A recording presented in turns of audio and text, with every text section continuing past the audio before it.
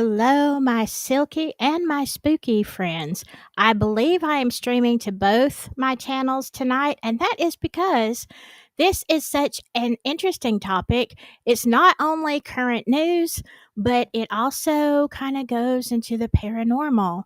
And y'all, spooky people love that. We're going to talk about all kind of stuff. So I hope you've got a belt on your belt. Fasten your seatbelts, y'all. It's gonna be great. And my guest is backstage, so I don't want to uh say a whole lot because we talked on the phone about 2 hours today and still like just scratched the surface. So without further ado, welcome to all you lovely chat people and my mods. And I want to introduce to you, let me get the right one. I want to introduce Jay. Oh, are you muted? Yeah, I just unmuted. Hi, how you Okay. doing, everyone? Hey there. Um, I know people are going to have a ton of questions, and I'm going to try to keep up with that as well. But I wanted you, Jay, to kind of tell us about yourself, a little bit about your military career. Y'all, this guy has a Bronze Star. And it's very interesting because, I try to vet people, especially when I have somebody on who's going to be talking about a subject like we're talking tonight. So the first thing I did is I Googled him and I found him on LinkedIn and like all kind of places. So I knew for y'all that this guy is legit. So Jay, go ahead and tell us about yourself. Well, I first started getting into like the paranormal stuff when I was younger. I used to live in this house down in Millville, a real small town, about 500 people.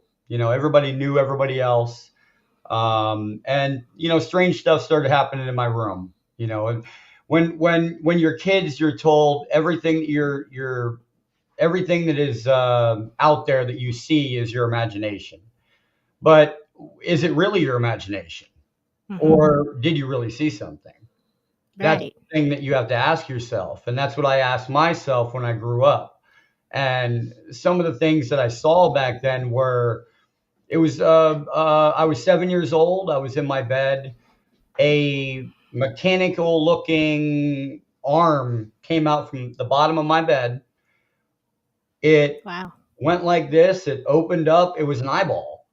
And I screamed and it went back under my bed. And my dad said, "You were imagining things. It never happened."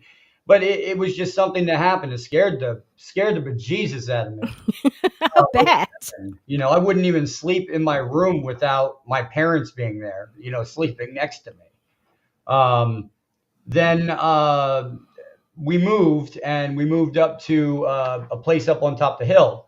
We had a lot of room back there, woods and different things like that. And I was 16 at the time. It was 2001, and me and my mother were outside, and I was smoking a cigarette. We weren't allowed to smoke in the house. I was outside smoking. It was 6:30 at night, and we had the cigarette in our hand. We're smoking the cigarette, and I looked to my left and I could see the mountain. There's a big field there. It's all mowed down. It's all farmland. Then you see a mountain. Well, in the mountain, I saw this little spotlight and it was above the hill, and I thought, oh, wow. I started joking with my mom. Oh, look, mom, it's a helicopter, it's a police helicopter. They're looking for somebody, and I started laughing. My mom and I pointed at it, and a few seconds later, it was before it came so fast from where it was, and it was directly above us, and it was within seconds. We had energy, like a feeling of like vibrating around us, like a vibrating feeling, but we're stuck. I couldn't move, I couldn't talk, I couldn't do anything, and we've still got this one cigarette in my hand. My mom had still smoke is still smoking hers. Then the abduction had happened. I was taken aboard a ship. At that time, Okay, did you say you were 16 when yeah, this happened? yeah, Okay, so, all right, you're just out smoking a cigarette right. outside, and all of a sudden, wow. Yes. Were you in Pennsylvania at that time? Yes. If you look up Millville, Pennsylvania, it's a real small town. There's one blinking stoplight in the middle, and that's all we have. Okay. I know a It's lot of real towns like rural. that. I know a lot in Alabama like that. Okay. Go ahead. We have the Amish, so they're Oh right yeah. next to us. Yeah. But yeah, so then the feeling I got years later was that now what happened was after this, we still had the cigarette in our hand, and I don't remember anything else at this point. Okay, the light stopped. We were able to move again. I looked at the ball or whatever was in the sky, the light coming from it, and it just zipped off and it was gone. And I just remember I went inside with my mother, and I remember this like it was yesterday. We walked inside, and we have a porch that you could see out of, all glass all the way around. We used to sit out there and watch the thunderstorms come in. And there's a clock in there, big clock. And we looked at it on the way out. Looked at it on the way in. It's 8:30 at night, not 6:30. We had just finished our cigarette. How did we have one cigarette in our hand for 2 hours?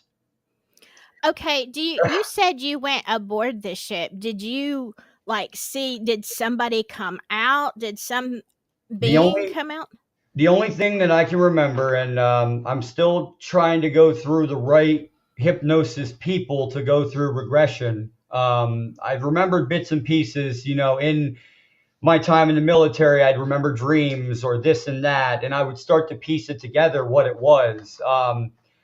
In the end, I figured out that me and my mother were taken aboard the ship. It wasn't a nefarious action. It wasn't probed or anything like that. They had made a mistake.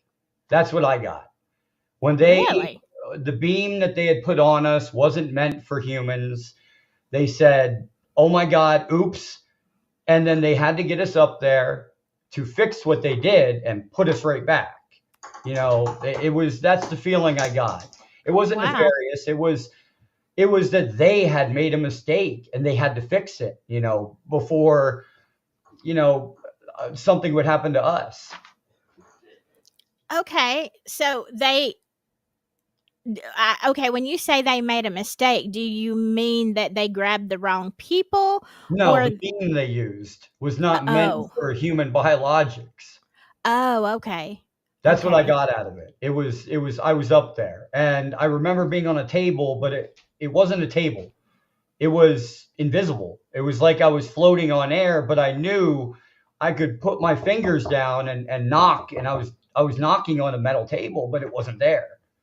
And then I remember getting up, and if you put your finger, I'm not going to do it, but if you put your finger on the inside of your mouth and you Mhm. feel like how it feels on the inside of your mouth, I reached around the corner of the hallway in this ship, and I just remember that I was touching uh, organic. Like it was an organic metal alloy that it was regenerative, but it was organic. That's what it felt like inside your mouth. And my hand was on it. Wow.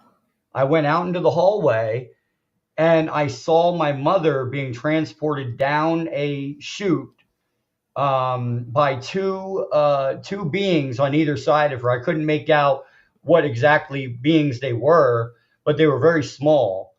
And they went down the chute, and then uh, I remember something touching me from behind and pulling me back in the room.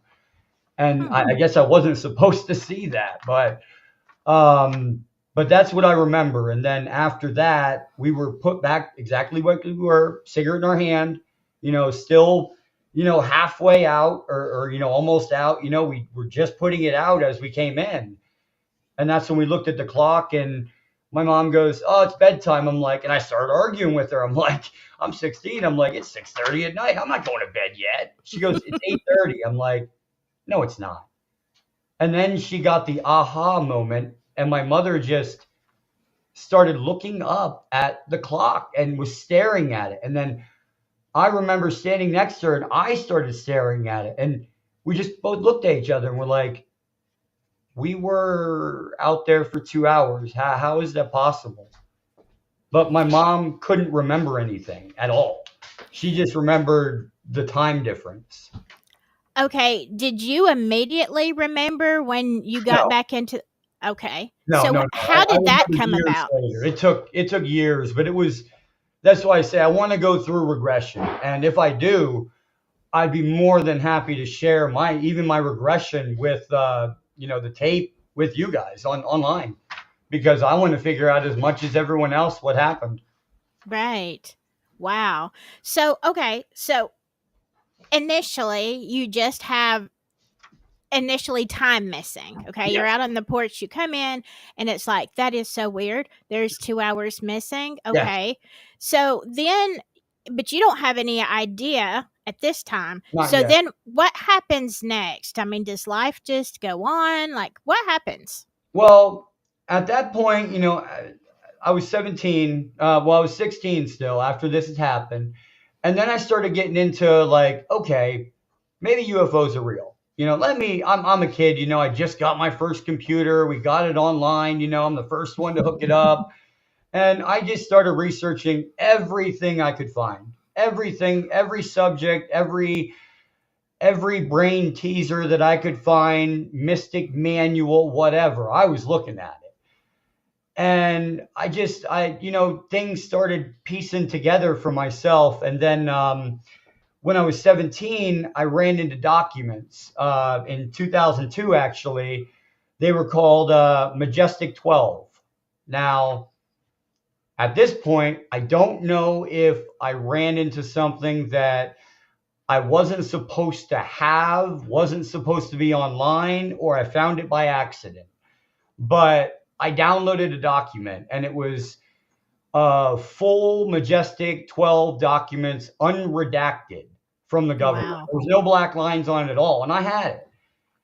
I just remember that my brother remembers this as well too. My brother is 5 years younger than me, so he was 12 years old, and I was 17, and I was on the computer. He comes running in the room, and I'm looking at these documents online. I'm like, this is a lot of documents, like 75 pages of documents of these oligarchs, if you want to call them, that want to run things from the industrial complex. Uh, Hmm. and I was looking at this, and I'm like, wow, this is a lot of stuff. Maybe I should keep this. So I saved it on a disk. And my brother comes running in the room, and he was like, Jason, look out the window. Well, there's a dead window right next to my computer that looks out to my driveway. And I look out, and I see four black SUVs come up my driveway, come out, Wow. M16s, black outfits. And it was only me and my brother home.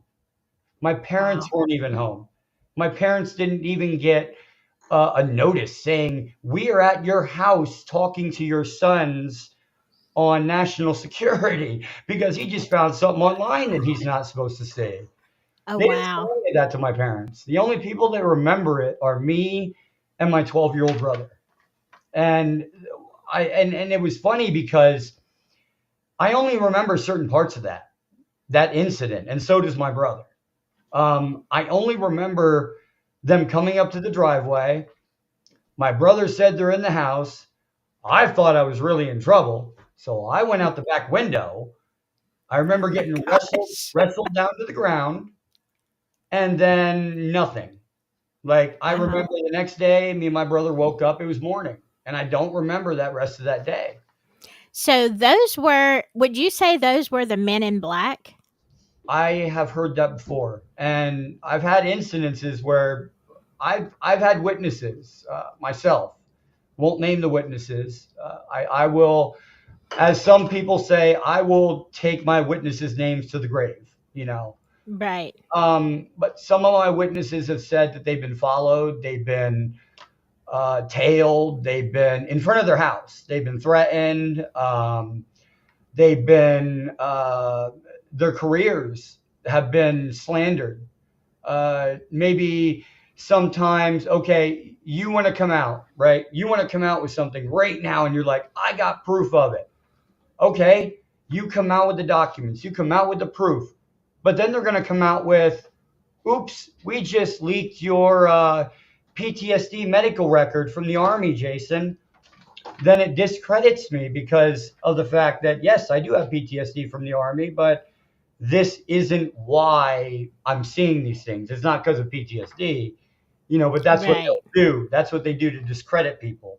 As soon as Lou Elizondo came out and said, here's the document. I worked for the government, or I did work. They said, we have no record of him, but he had the document in his hand. They Wow. tried to discredit him. Exactly. Yeah. That's crazy. I haven't downloaded it. There were times early, it wasn't in this vein, but there were times early on the internet that I came across things that I'm sure I wasn't supposed to see. But before I could download it, or I'd try to go back and find it, because, I didn't know. I was Yeah, dumb, 16, and 16 when it started. She's right about that. I might and have been bad on the numbers. I see that. yeah. Yeah. Also, someone asked, Brain Bungler asked, what is regression? So, and Samantha, Okay. thank you. But just for people who don't understand regression, tell us what that is. Okay. Yeah. And I just want to thank Samantha, for checking me on that because I'm not, good with numbers or whatever. Thank you. But regression is when you go under a hypnotic state where you are in a REM sleep and you can pull memories as if you're there walking it in that time. Now, sometimes the memories can be so severe that while you're under, you'll cry, you will have not fits, but like maybe clenching of the fists, or you will feel the emotions that you feel in that state that you were in at that time, and it will come out when you go through regression. It's more like seeing things from the past in your memory as you're walking through it.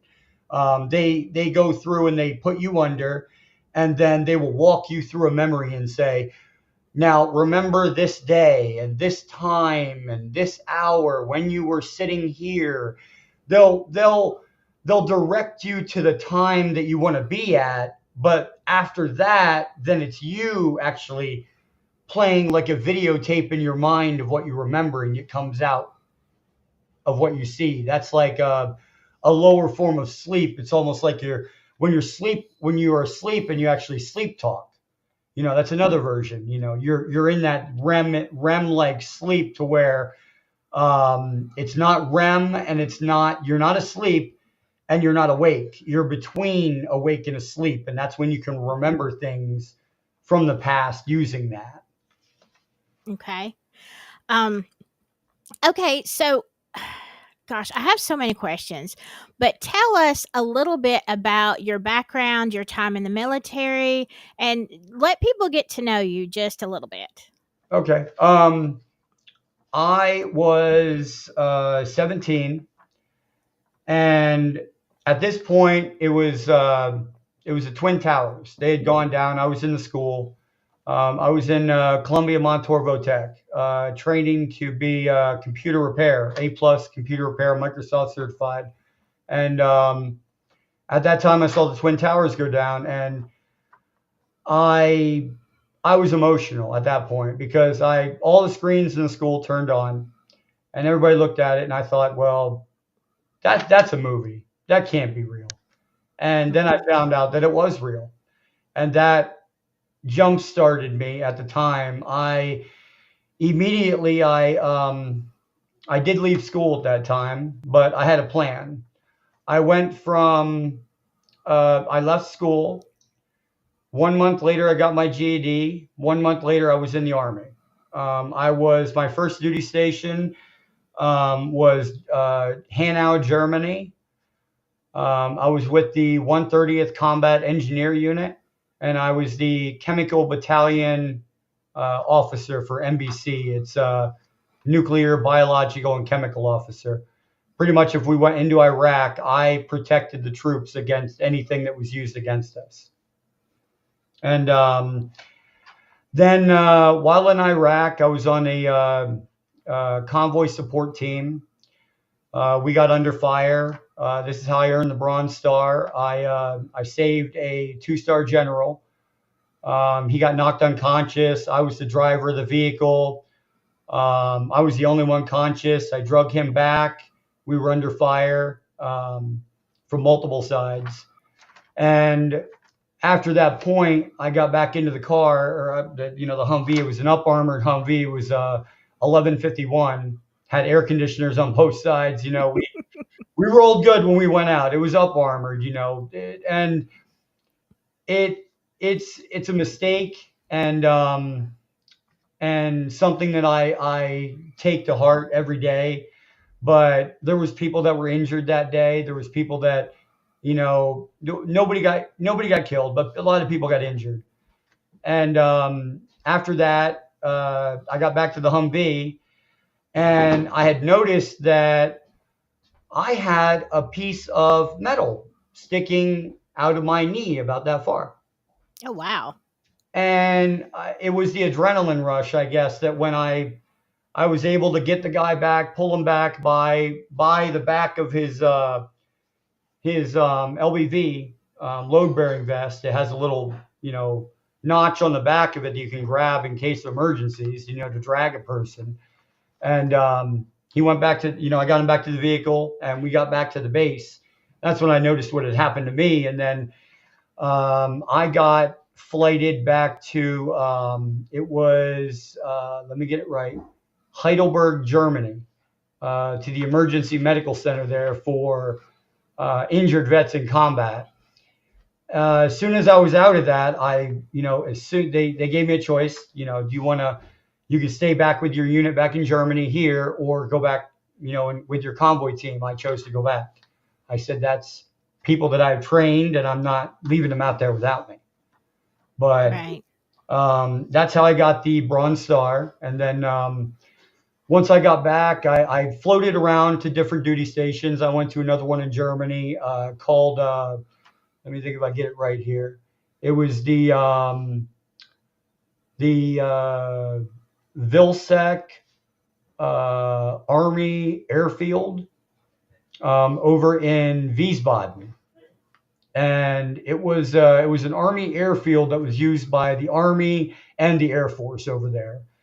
And we also had one up in Heidelberg, but we used the one that we had joint base.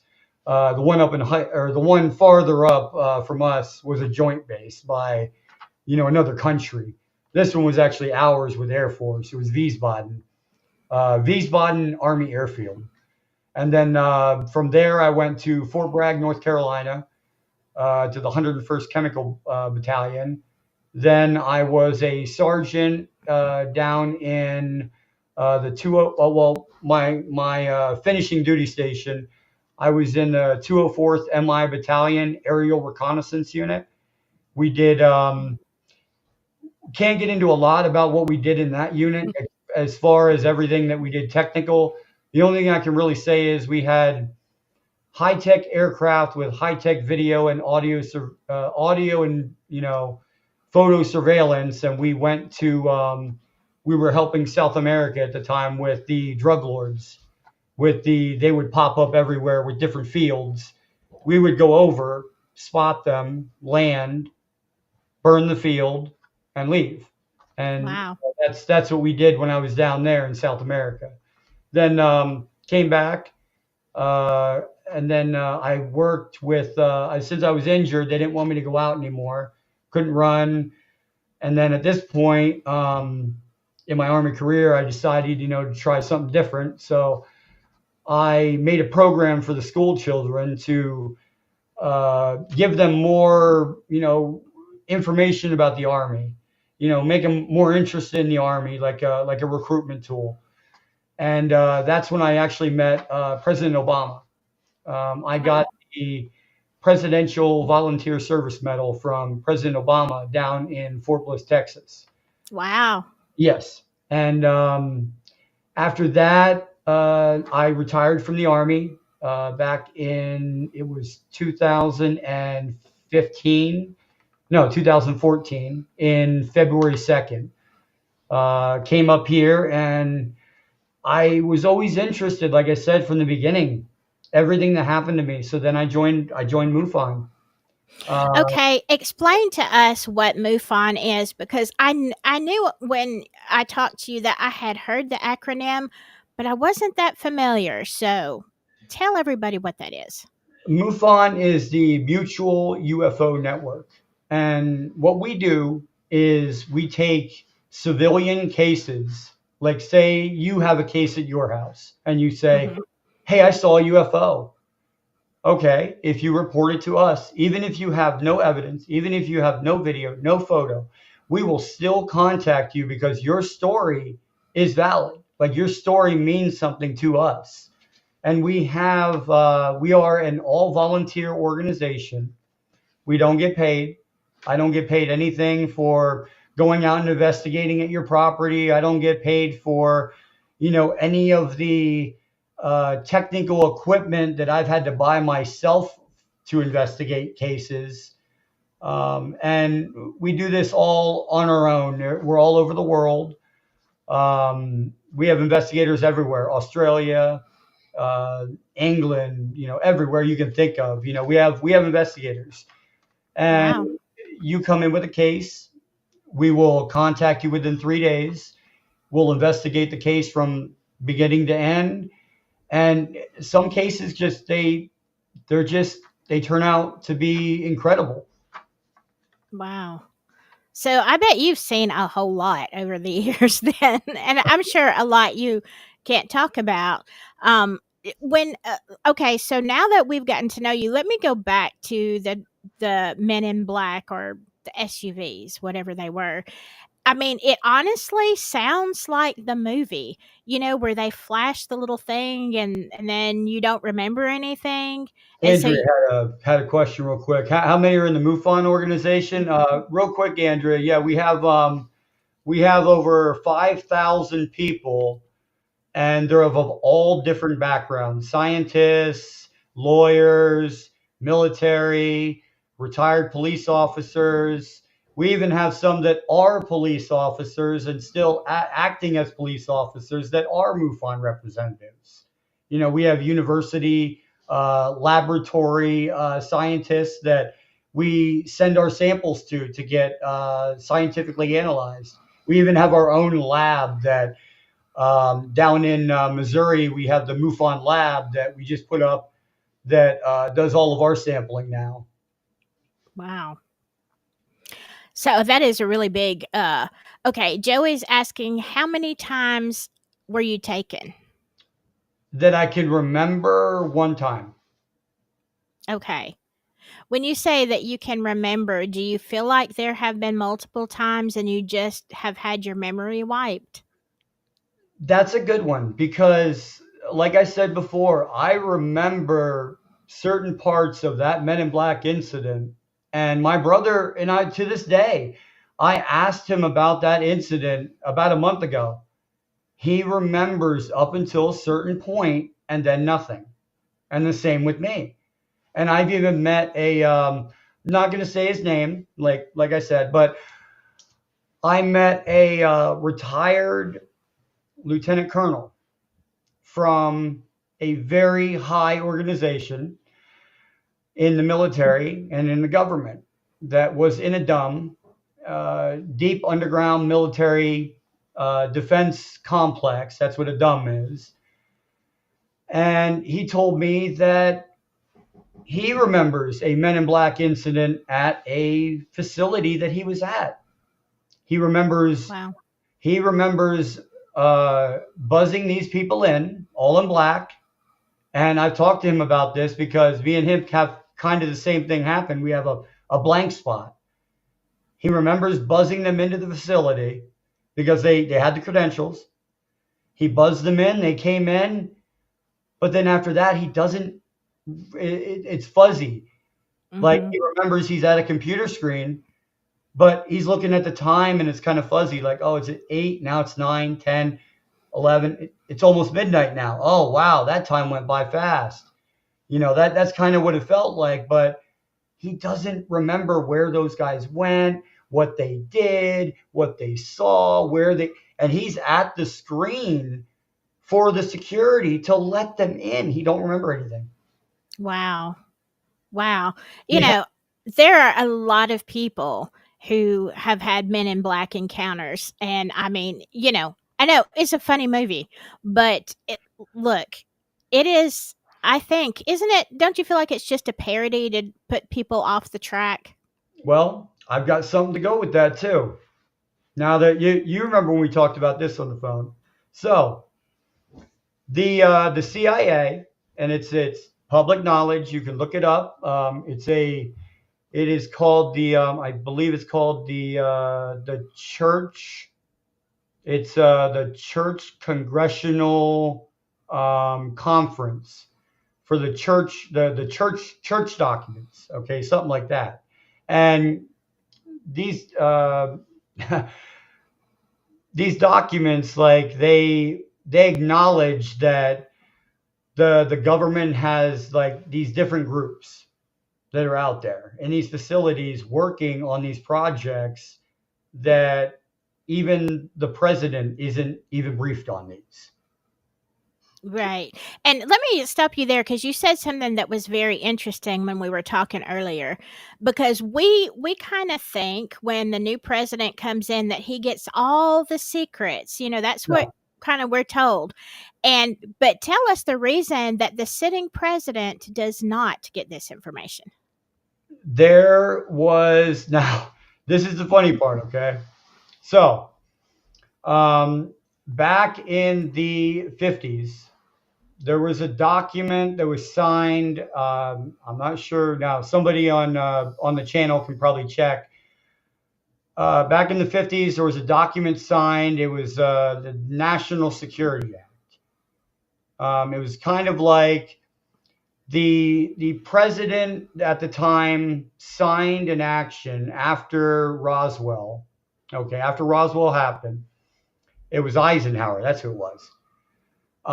Signed a document that prohibits. Now, this is a presidential signing of a document, no executive order, saying you will not brief the president after me ever on any of these programs. Period. And why? Because the president isn't a lifetime appointee. Okay. Hmm. They okay. Key example point. You can look in the news. We have David Grush that came out with all of these places and said, we're going to tell these congressmen where to go, right? Those congressmen came out on the news and said, we went down to that facility that David Grush told us about, and they drew guns on us. The congressmen, they drew Wow. guns on the congressmen and said, you do not have clearance to enter this building. And they said, I'm on the National Security Advisor panel for Congress. I have authorization. And he said, I'm sorry, sir. No, you don't. You're not a lifetime appointee. You are Wow. you are a revolving office, meaning Congress does not get briefed because it revolves. Other people get in there that have other opinions that they don't like. So they're not going to brief them. But they will brief the people that they see fit to keep them in the loop so that they can get the money they need out of Congress. Okay. I mean, that makes sense, especially as politically charged as our nation is. If you don't want people to I know just, everything. I just thought it was funny. I just thought it was hilarious when those congressmen got in front of all those newspaper, televisions and said they wouldn't even let us in. I'm like, I see. David Grush told Yeah. you, like, you're not going to be able to let in. And then here's the thing, okay? You can find out what the program's called. Okay. I could tell you a million programs right now. But as soon as I tell it to you, the next day, they're going to change the name. So Wow. when these congressmen get told these names, and yes, that's who it is, Eisenhower, thank you.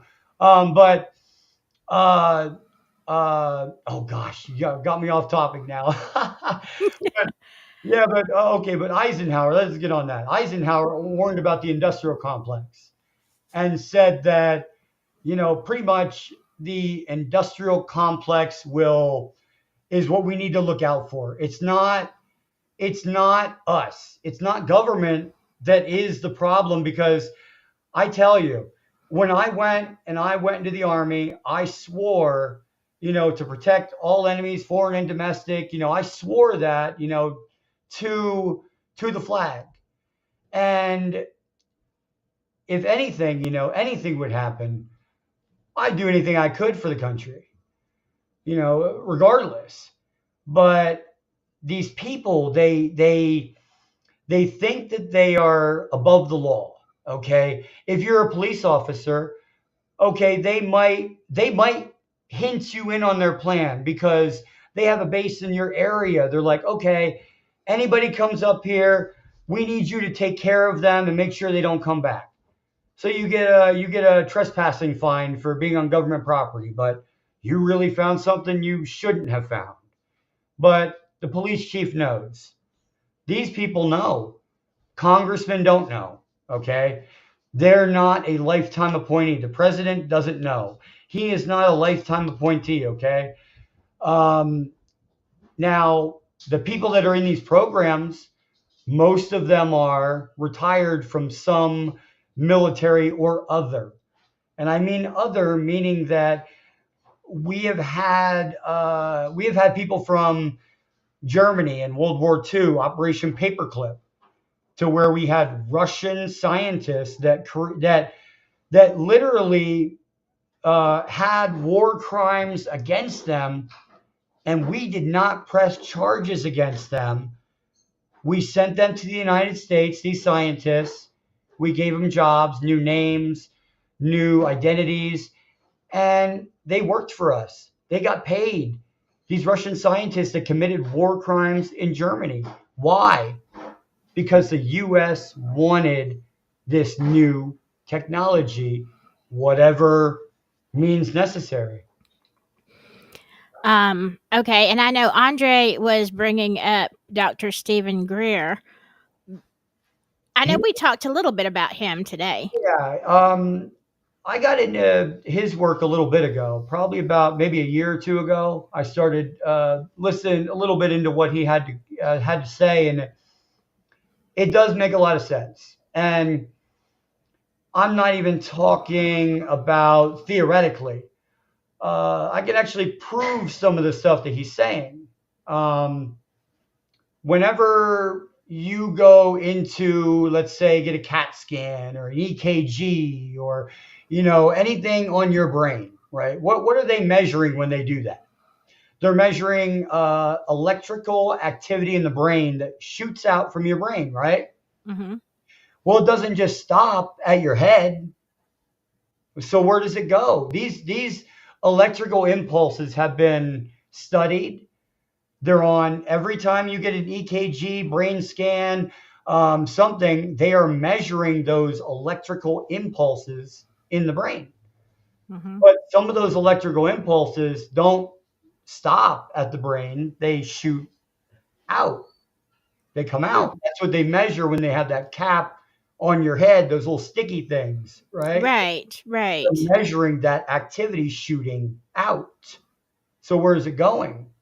I started getting into Stephen Greer, and it could be the fact that there is this vault, that we're all connected to this vault, and we are actually helping with information live to stream to this huge information of knowledge. Wow. Does that kind of mean that we're in a matrix? Mm, I wouldn't rattle with that so much, but I'm just like, I've seen the movies and everything, and I'm like, if there's possibilities for everything. Hmm. For sure. The possibility that we're in a matrix is probably one in a billion, but it's not negative. It's not zero. Right. If you were a more advanced civilization and you weren't planetary size, you weren't secondary level, you were a third level cosmic civilization that can do anything they pretty much want. They go from here to there. It could be possible to get the energy required to make like a giant artificial intelligence hologram of the universe.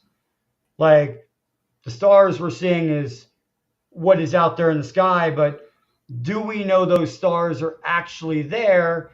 No, we haven't touched them with our own eyes. We've seen them with a telescope.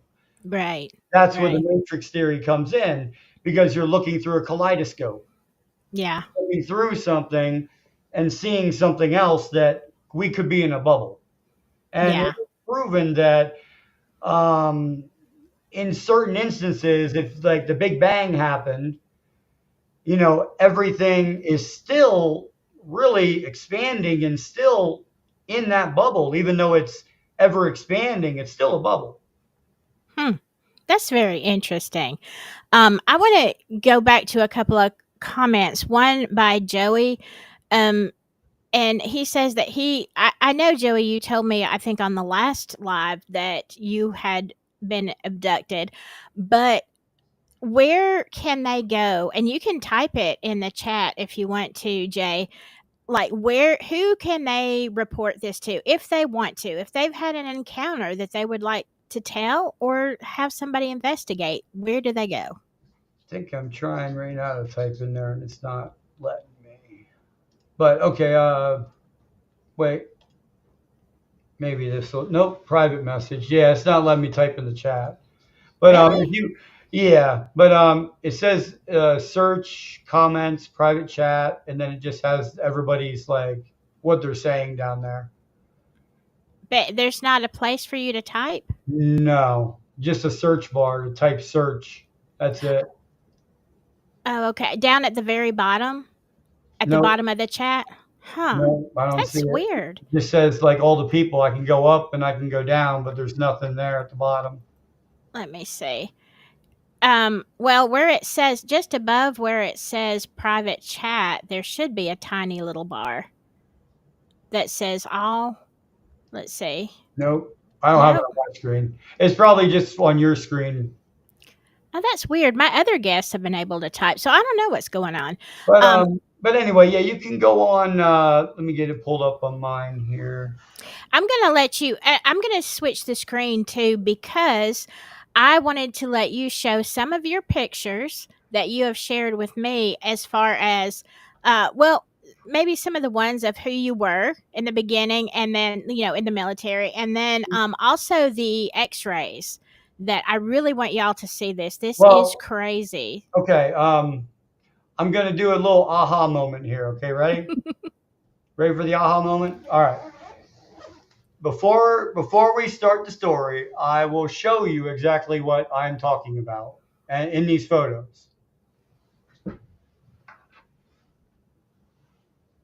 Can y'all see that? That little dot right there. Um, Is that because the pictures I have, it's like gold. What is, okay? What is that? That's under my skin. It's a bump. It's a circle, and when I grab it, here, let me get into my.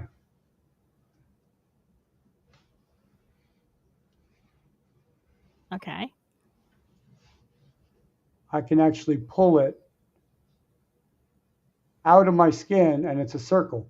I can rub it in my hand, and that right there is just a circle inside of that skin. But I'll show the photos. It'll actually be better with the photos. But I just wanted to show your guests that I'm not kidding. I actually do have an implant in my neck, and the VA has done even the VA has done X-rays on it, and they will not take it out.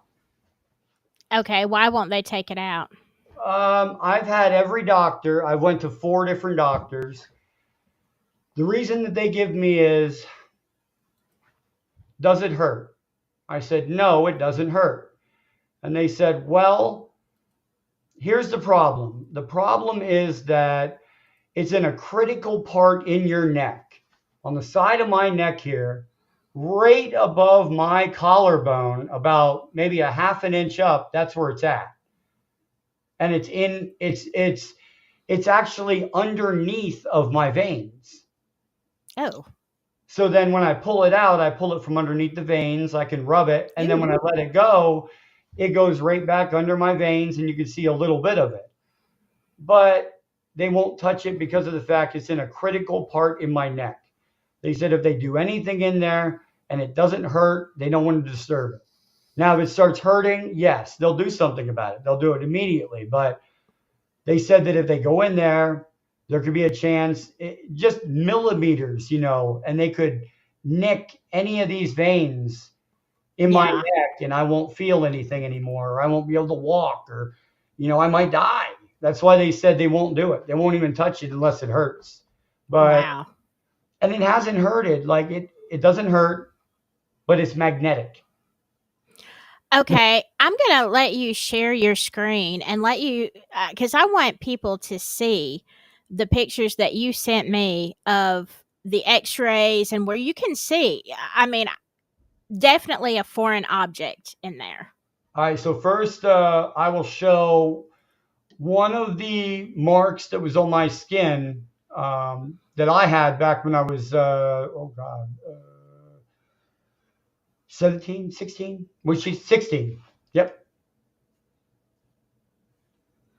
That is so. When you came back from the porch, okay, Yeah. how long did it take for you to realize there was strange marks on you? Oh, I was not sharing the Can screen. Sharing can that. you not see it? Okay. Oh wait. No, No, it's it's sharing the showing on my wrong side. screen. Is it sharing this one? It's sharing. Yeah, I see your whole screen. Oh, okay. All right. Well, anyway, yeah, these are the three marks that showed up there on my skin, and it's in a V pattern, and I couldn't understand what is it, but yes, it is magnetic. The ball is magnetic. I have some of the pictures here of it. Here is here's me in my military outfit there. Here, maybe I can do this actually. I mean, when we did this earlier, you were able to make a yeah, you were able to make them really big. I don't know. Let me Is that better? Yeah, let me see if I can crop it. I'm gonna crop your screen for a little bit, and so I can make it bigger on my end. Yeah, it's really weird. It's Yeah, that probably is just strange. it's always machines. Yeah, for But sure. yeah, that's me in my military outfit when I retired, and then me with Travis Taylor and Nick Pope. I was actually on Ancient Aliens season 19, episode 5, the MUFON files. I was injured while investigating a UAP landing site. This is my Bronze Star here. And y'all, if you Google him, you will show it'll come right up on the internet. This article in the newspaper. Commander's recommendation when I left. This is my recognition of training. I wanted to actually bring this one up because I can talk about it now. It's after that time, but this was actually a military outfit that I was in charge of, not in charge of, but briefed on, that I was read into. People will get that, okay? I have a top secret clearance. Right there it is on your screen. Wow.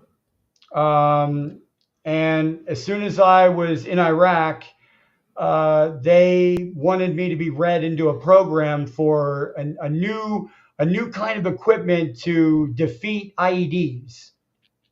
If you had a cell phone and you tried to like click the button and you were like 2 miles away and there's a bomb over here, it wouldn't go off. This Wow. this vehicle would create a bubble around our convoy, and without getting into specifics, it monitored every frequency that came in and out of the area. Okay. And it literally was a giant antenna, two giant antennas. Okay, one on one side, one on the other. And one antenna would have the signals coming in, and the other antenna, however, would be putting the exact same signal and frequency back, meaning it's blocking all the signals from coming into that bubble. That means Hmm. they can't detonate an IED from Wow. 3 or 4 miles away. It would have to be, wired, and they'd have to be closer. They couldn't do it. They would sit there all day.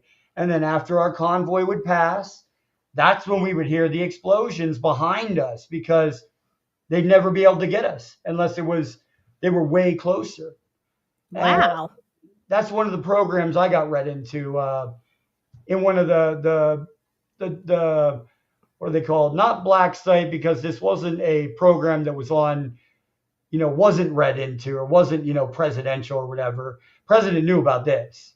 He wanted this out there to help the troops, to help us not get hurt out there.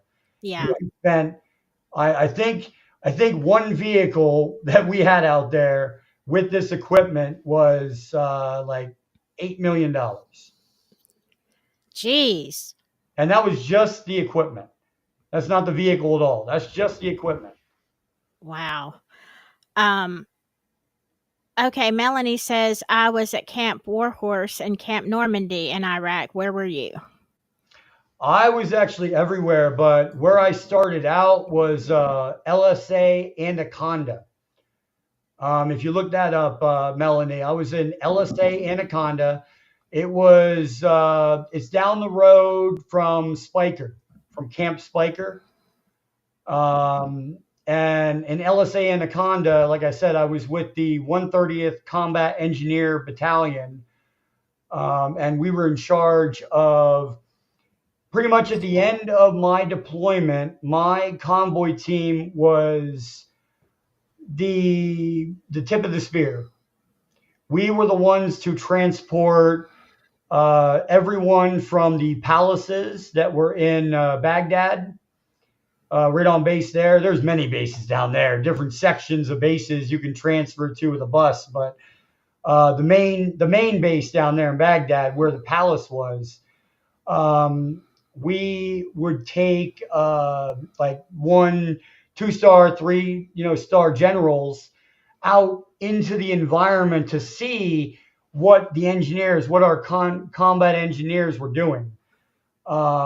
We were pothole repair missions. I hated them.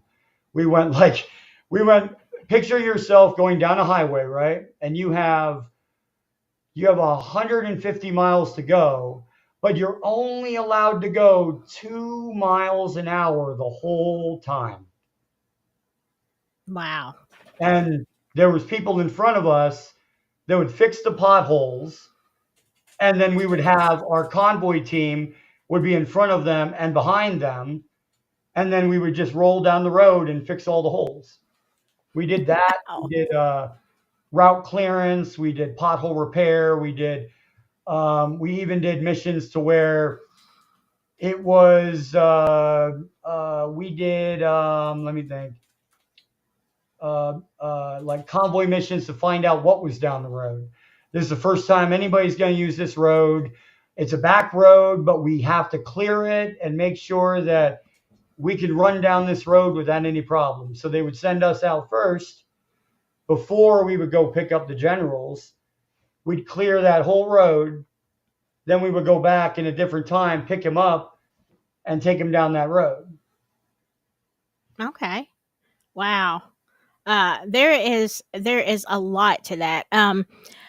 Joey is asking, did you have any health issues when you came back from being taken? Um, I only remember at that point it was like maybe like redness, like maybe like not as far as like you're out in the sun too much, but like a reddening of the skin. I had blotches for a while. I remember like maybe it didn't hurt when you touched them. It was more like just like a skin rash almost, but it wasn't hurting. That's just what it looked like. But then, later on in life, it went away. I didn't have that problem when I joined the army. Yeah. Okay, so can you pull up the pictures of your X-rays? Yes. Hmm. I mean, this is fascinating. The whole military thing, and I know. All Okay, right. so explain. So Tell us what we're looking at. this is a picture right here. It is of a magnet that is attached. Hold on. See, that's what's not doing it. Okay. That is attached to that actual thing that's in my neck. There we go. Made it bigger. That right there is a small magnet that I decided that I was gonna see if it was magnetic. And I was like, this thing has got to be magnetic if it is what I think it is, because the X-rays came out and they showed a little ball and a organic compound that was around it, and I was like, that is really neat. So I had stuck a magnet on my neck, and there it is on the neck. That's actually over it at Wow. the time. This is under it, and this is on top of it. Wow. You know, there it is without the magnet. Did you notice that straight away after your abduction, or? No, at the time I did not. It took me. I didn't really notice it until I was in the military. I was already in Iraq, and I was like, "Oh wow, that's something." And I went in to get it checked out by the medics, and they said, "Well, it doesn't look like anything to me, but back then I was, okay, wow, I got a splinter. Let's go. Whatever. Let's go on the combat. Yeah. I sprained my ankle. It doesn't matter. I'm still going." Yeah. Yeah. I get Uh, it. yeah, here is some of the X-rays. I apologize, I can't make it bigger, but uh, Let me see. I can stretch this screen over us. Let's see. Momentarily. right. Okay, and I'm is looking this your at it. neck? Yes, and if I'm looking at it right here, that object is right there. You see that little circle there? Make it bigger. And it has Okay. Oh yeah. Well, and it has a little wire right there, and a little wire right there. okay. Little I know wire. it's hard for me. I might, y'all, I think he sent me these pictures. I may just post them so you can see them closer for yourself. Now, this Yeah, one, probably just. I mean, even if we can, like, I wouldn't even mind sharing these pictures because they don't share any of my information. So you can even put them in a drive and say, "Everybody, look at these." okay. Okay. Because I don't mind that at all. But in the picture, it'd be right, right in here. That white line right there. Okay, there's a little white line right there. That's not that is an X-ray of my neck. There should not be. Look on the other side. There should not be this little white line right here coming off of this little ball right here.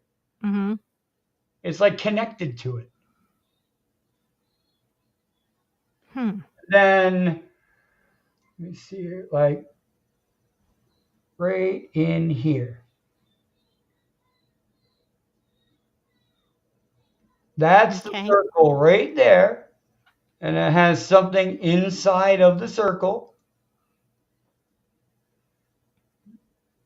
It's a what they said it was a metallic like object with a organic type compound around it. And that's what this little space is in between here. Hmm. It's an organic compound around this. Whatever this Okay. is. Uh, Huh. You had shown me another one. Let me see.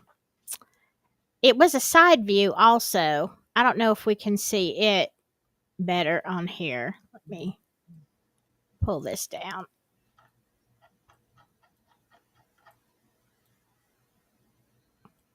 Trying to find it right now.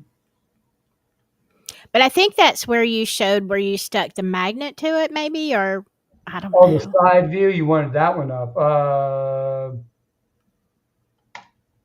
That one right there. Well, it was kind of like that, but it was an X-ray, and there was some kind of I don't know. It Let me looked find, very odd. let me find the X-rays, and then you can tell me which one to stop on. This one. No, not that one. That's the side view. Maybe it's just that it's so much clearer on my computer. It might be. It might be because it's so small and everything else, but it's pretty much, you can see it in the action in my neck, Right. Right. So, let me ask you, yeah. I wish I could make this. I will. I'll post these. I'll probably put them on my community page, the ones that but you can kind of look from the live stream now if you know where you're looking.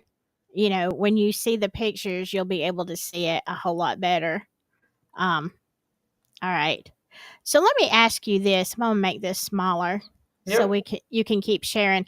Okay, so when did you feel like you were at what point, I guess, did you start to think, I think, was I abducted? Because you said Many you years, lost the time. many years Okay. after the military. So what prompted that? MUFON actually. I, was telling my story to a friend of mine that was in MUFON, and he had got me interested. And he said, "Oh, well, you had this experience. You should be doing the investigating. You've had personal experience with this." And I said, "Well, Hmm. okay, maybe I'll look into it." And then that's when I looked into MUFON. I joined as a field investigator, and then I moved up the ranks. Now I'm a section state director for the center of Pennsylvania, pretty much. Wow. Um, was it? I guess I'm trying to timeline wise. You said it was after military, but you started talking to MUFON, and then did you go get X-rays because you already knew there was something strange in your neck? I mean, I went to the VA afterwards. okay. When I got home, I was like, well, they checked it out downrange, but I'm just curious, because I've never seen nothing like this. And I was like, well, I just need to go ahead and get it checked out. So I went to the VA and I had x-rays done. And then that's when they said, everything that they had told me after the x-rays had come out. And that's when they told me it doesn't matter. And I remember distinctively the doctor from the VA told me, it doesn't matter how many hospitals you go to, they are not going to touch this. And I Wow. did. I went to 3 different hospitals. They won't touch it. Wow. Well, that's kind of like if y'all who are regular to the channel, you know that the interview I did with the MK Ultra survivor, Carol, and I kind of thought she might be in the chat, but she might be working tonight. That's a good one. Yeah, she has, oh my gosh, her story is horrific, horrific. But she has like literal, and she just shaved her head so you can see the wires going. Ooh. Yeah. And going on the outside of her brain, the skull, like you can see it, but that's kind of the same situation she's in. They cannot be removed without, No, damaging her to the point no. of death. And the weirdest one that was ever, there was one that there is one doctor that I can never get a hold of or anything. He doesn't do it anymore, I don't think. Um, he was in a university, and they started sitting there, and this doctor would perform surgeries and get these implants out and get them tested. Hmm. There was one like mine that he had tested that I was trying to get a hold of him for because I wanted this out. If he could take it out, take it out. I want to see what it is. And he pulled out pretty much the same thing. It was a little ball and it had a little organic shell around it, and he would poke it and everything, and the organic shell would like move, and it would like start to move around and stuff, like it was like had Ooh. had like rhythm to it or something. It was alive, and I don't know. It was weird. But this guy did a lot of that, but it was weird.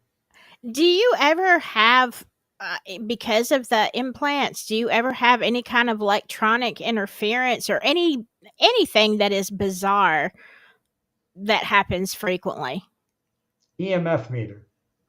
Okay. Uh, Normally, background EMF meter, okay, it will come up with a reading of around 5. Reading in my neck is around 60 to 75. Wow. And I have the multimeter right here in my house. If Melanie, I'll actually post a clip of it, of me with the multimeter up to my neck and reading it. It'll be in the folder. I'll get it Okay. to you afterwards. I was going to say, let me go back to that because, and I know the, I wanted people to hear your story, get to know Yeah. you, and then, you have got so many pictures. And the thing that everybody is asking about now are the drones. What are they? And you've got a ton of pictures, you've got a ton of explanations, and that's why we were on the phone so long today. It's Oh, like no. there's just so much information. I don't know that we can even do it in one sitting, but I'm going to let you share your screen again. All And right. so give us your take on what is going on with these drones. All right. Now, this is, I'm trying to find the original photo right now of it because that photo, here it is. All right. So, ladies driving down the street in Berwick, Pennsylvania. Okay, I'm going to make this bigger here. Ladies driving down the street in Berwick, Pennsylvania, right? This is my town. And we have the double nuclear power plant. Susquehanna double nuclear power plant. If you want to look it up, it's on. It's by Shikshinny. It's called. Real funky name, but it's the Susquehanna double nuclear power plant by Berwick, Pennsylvania. This girl took a photo of a hovering, what she called was a Heller's gas tank in the sky. And she immediately sent it to me. I was on this app called Nextdoor. So in Berwick, I'm posting pictures for MUFON saying, if you see something like this, get a hold of us and we'll help you figure it out. So she sent me these pictures, and we ran them through we have an artificial intelligence photo analyst and video analysis program. And we ran it through, and this is what it came out with. It's a Tic Tac. Yeah, that's how flying, you refer to these, as Tic Tacs. flying through Berwick at hypersonic speeds, and this girl got a picture of it 2 days ago. Wow. You It know, does kind there's of look like a flying Tic Tac, honestly. there's one that there's an HD copy of it that you can zoom in. Let's see. Let me make this. Yep, there you go. Yeah, see, Okay. it's a Heller's gas tank in the sky. Wow. When we put it through the program, here's actually the AI, part of the AI program we use. We're not going to show you it all, but this is an AI model that we did, and this is what it came out with. It's scientific proof. We don't deal in imaginary. We don't deal in fictional. We don't deal in we deal in scientific evidence that I can put to the papers, that I could say, look right there. That's a Tic Tac. And you'll say, where's your proof? And I'll say, I have an artificial intelligence photo analysis program for videos, and it actually picks out fakes pretty good. We've had plenty of fakes. MUFON doesn't consider everything a UFO. We go out, we investigate in the field. If anybody on here wants to take a look at, like I said, it was Ancient Aliens, season 19, episode 5, called the MUFON Files. It goes over everything we do in MUFON, down to we go in the field at first to get taught how to investigate. Now, I didn't go in the field because of the fact of my military background. As soon as I got into MUFON, I jumped up the ladder pretty quick because of my background, my clearances, my knowledge that I had already, and my contacts in the military that I could use in my MUFON job. Mm-hmm. Okay. So, what do you think? I mean, I know you have tons of drone pictures. Now, what are we looking at? This is a black Chinook helicopter that was over the site of the UAP incident that wasn't shown on Ancient Aliens. Oh, okay. When we were taping, after we were done taping, the next day, less than 24 hours later, there was black Chinook helicopters over the area. And I'll put these actually on there as well, because if you zoom in on a couple of these, the back ramp of the Chinook helicopter is actually open. And you don't travel in a Chinook helicopter with the back opened unless you're looking out the back at something. So, what do you think they were looking for? They were scanning the area at the UAP site that MUFON had investigated, and we caught them by surprise. Ah. The show went live without anyone knowing anything. It didn't go on any shows beforehand. It didn't go on any, no pictures were shared, no evidence shared until it was Ancient Aliens and on the air. We didn't want anybody telling us that we couldn't share this because, the government doesn't want you to share this. Well, they can't say that. It's live. Right. So Too late. We caught them by surprise, but this is one of the orbs that I captured above my house. And I'll go through these photos and I'll stop at a good one, like that one right there. Okay. It is the same orb as this one. Okay, same orb, but it changes colors, changes shape, like changes it's complex. Like, it's not a circle, it has a little bump on the top of it, and then it changes to this. But what I did was I took a high-speed multi-spectral camera, okay? And what they're used for is we can only perceive a certain amount of light out of our eyes. We can't see X-rays, we can't see gamma rays, we can't see, we can't see a bunch. We can only see out of a certain spectrum. So what I did was I took a high-speed multi-spectral camera that takes high-speed pictures of an object within milliseconds. So this object within these photos were changing its shape, its color every millisecond. These pictures were taken milliseconds apart from each other. Wow. Wow. That almost looks like a cell. You know what I'm saying? It almost looks like a human cell with the outer ring around it. There's a backed up photo of it. That's the one that's zoomed in right here. That's the backed up photo. Wow. Now, I'm going to bring up something here. Can you zoom in just a little bit on that, please? I will try. Okay.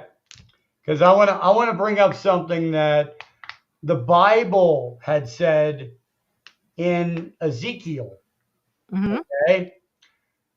What does the Bible say in Ezekiel? Ezekiel saw, when he looked up at the sky, a ring within a ring. Yes. That's what it A described, right? right, or a wheel within a wheel. Or I'm sorry, yes, a wheel within a wheel. Yes, Yes. a wheel within a wheel. Does that not look like the center of a wheel on the outside, the white, and then a little wheel on the inside? Yeah, it does. That's why I said it kind of looks like a human cell as well. And I have seen videos of drones that literally look like a wheel within a wheel. Like right But here, just yeah. zoom it in. Here we go. Uh-huh. See the outside of it, and then you see the inside of it. And you're like, Right. did Ezekiel see in the Bible a wheel within a wheel? Just like we're seeing. But Yeah. we're not catching it because it's an orb of light. You can't see all those different spectrums that it's actually going into unless you have the right camera. Well, what is your thought on this? Do you think that these orbs are vehicles or are they entities? They could be both. Now, picture it this way: um, if you have the technology to bend space and time to come in here, and this is actually proven. Well, not, I won't say proven. Okay, it's a theory. It's the Einstein-Rosenberg bridge. Okay, Mhm. and it theorizes that if you have a piece of paper, okay, and you want to go from point A to point B, the best way that we know how to do it is a straight line, right? Right. Well, they don't have to do that if they use the Einstein-Rosenberg bridge, okay? The Einstein theorized that with enough power, you would be able to, let me get it here and here. You would be able to fold gravity itself on top of each other. Yeah. So instead of this point being all the way over here, and this point over here, and this point over here, you're folding it. So actually, you're coming into that space instantly. And all you need Okay. to know is the right way to tune into the planet. And Mhm. that's actually theorized as well. The planet actually has its own rhythmic hum because of its spinning. Mhm. It has its own rhythm to the planet. So if you tune in to the right frequency, to the right dial, if they can make enough power in their universe, they could just fold it and be here like that. That's why we see them. We see them 1 minute, and then your videotape, and then all of a sudden it looks like they blink out. But did they really blink out, or did they just go back to where they came from? Hmm. Interesting. I remember, and this was I don't know, I was very young, but I remember watching the movie Peggy Sue Got Married, and I don't remember much about the movie, but in there is this, what they called the nerd boy, and Mhm. he gives an explanation of time travel, and he says it's like you take a burrito and roll it up tight, and then you stick toothpick through it. Okay, you're going to touch so many different timelines if the burrito is time. And then if you were to unfold it and just look at you'd have pinholes in all these places. And that made so much sense to me. I was like, yeah, I can see that happening. Now, what I have on the screen now, what I just seen one of your guests, Melanie, say, manipulate gravity, right? Well, Yes. I'm going to bring something up. Here is a patent from the U.S. Patent Office, and it says high frequency generational wave or gravitational wave generator. They Mm. already have the patent in June 18th, 2019 to manipulate gravity. Right there it is. Wow. Anybody can look this up. It's a US patent that was leaked to the public. Now it's out there. Wow. It's out there. It's real. What do you think they're going to do with it? Well, just think of it. If you can manipulate gravity, it's very easy to make spaceships of your own and create a false flag event. Mm. Meaning, like what we talked about in the beginning, the industrial complex. Mm-hmm. The industrial complex is Boeing. It is Raytheon. It is, all these major corporations, gas companies, oil companies. Every time an inventor comes out with something, and you can look all these inventions up, an inventor comes out with an engine that runs on tap water. He came out with that. It was a YouTube video. You could look it up. Mm-hmm. He came out with his own engine that can run off of water. They never took it down, but they never put up the plans on how to do it. This guy wanted to compartmentalize it. He wanted to make so much money off of it. But what he really had was something that the government couldn't let get out. So Right. what happened was, as soon as he came out with that water engine that ran, he showed people. He went to the sink in the YouTube video, got tap water, went to the engine, poured it in, started the engine up, and started going down the street in his it was a hydrogen powered car that he figured out how to separate the hydrogen atom in the water that you drink from the sink. And it would Wow. separate it into another section, and it would be hydrogen. So your car actually runs on free hydrogen that you're taking out of the water. Right. But the Never. powers that be, yeah. I remember, because I'm old, decades ago,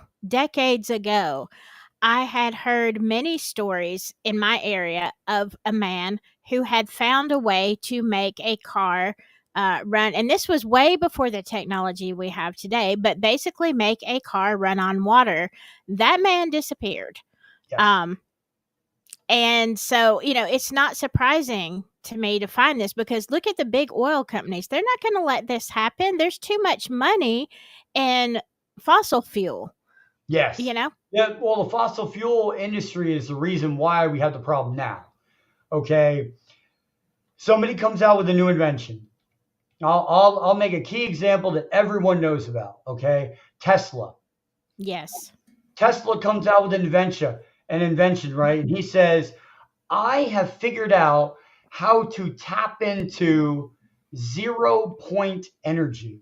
And that is, the energy the earth creates by itself. We have molten lava, steel, liquid, all these metals in the core turning. It's also magnetical. That is what creates the gravity.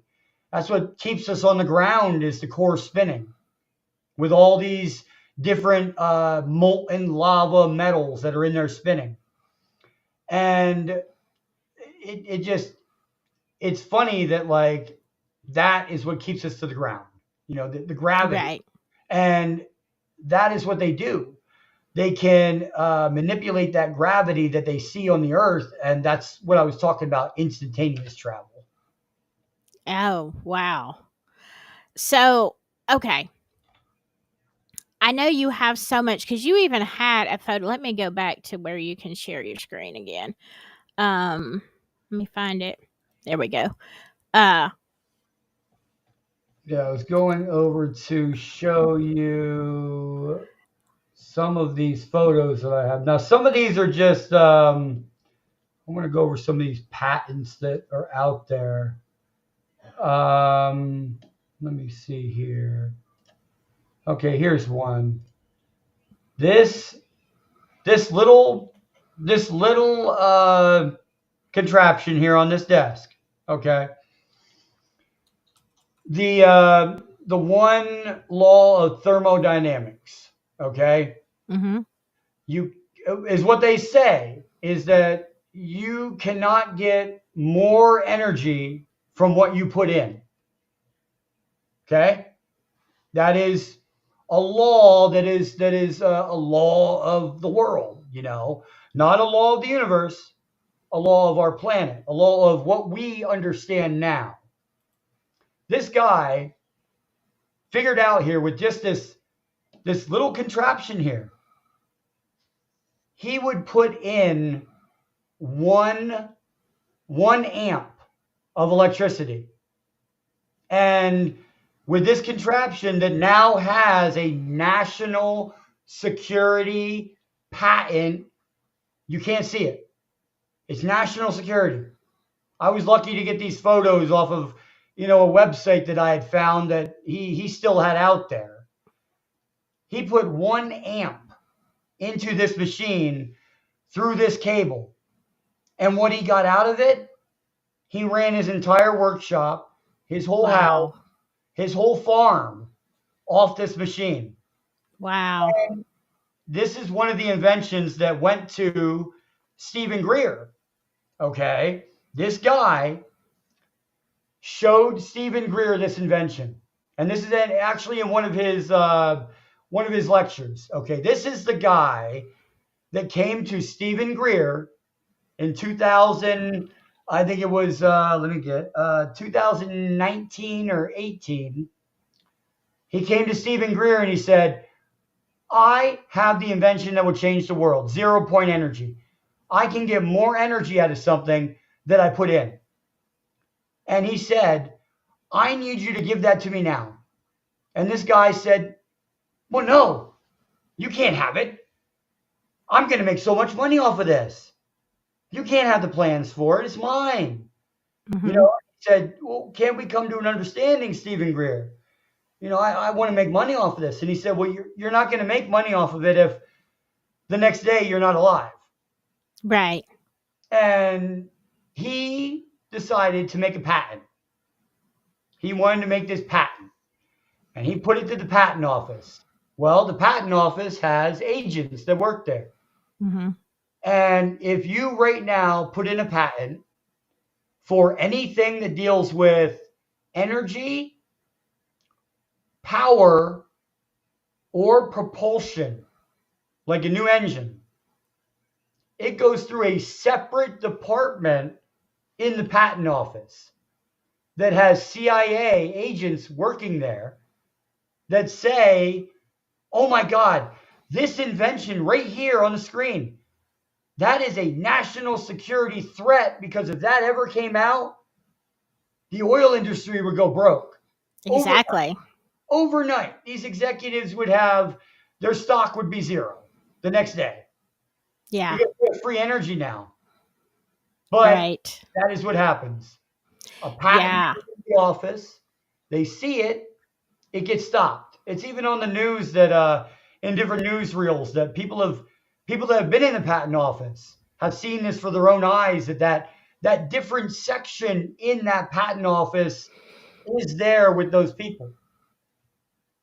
Not surprising, because absolutely our economy would literally crash if the big oil companies, it makes me sick, really, Jay, when I think about it. Another invention right here. This, besides the one that I showed you, this is another one. This guy came up with, now all this in the front means nothing. He was a paranoid inventor. So this box in here is showing you all these is nothing. It's pretty much what he put together just to show people, oh yeah, that's what it looks like, it's when it's all put together, but that's not the real what he put together. These are what he put together. And these are a type of glass that vibrates on a certain frequency to the earth. He found out some way to coat glass with some kind of material. And after that, if he would be able to synchronize it anywhere on the earth, and he showed Stephen Greer, he went to his house. He said, "Give me 15 minutes." He went to this box that wasn't connected to anything.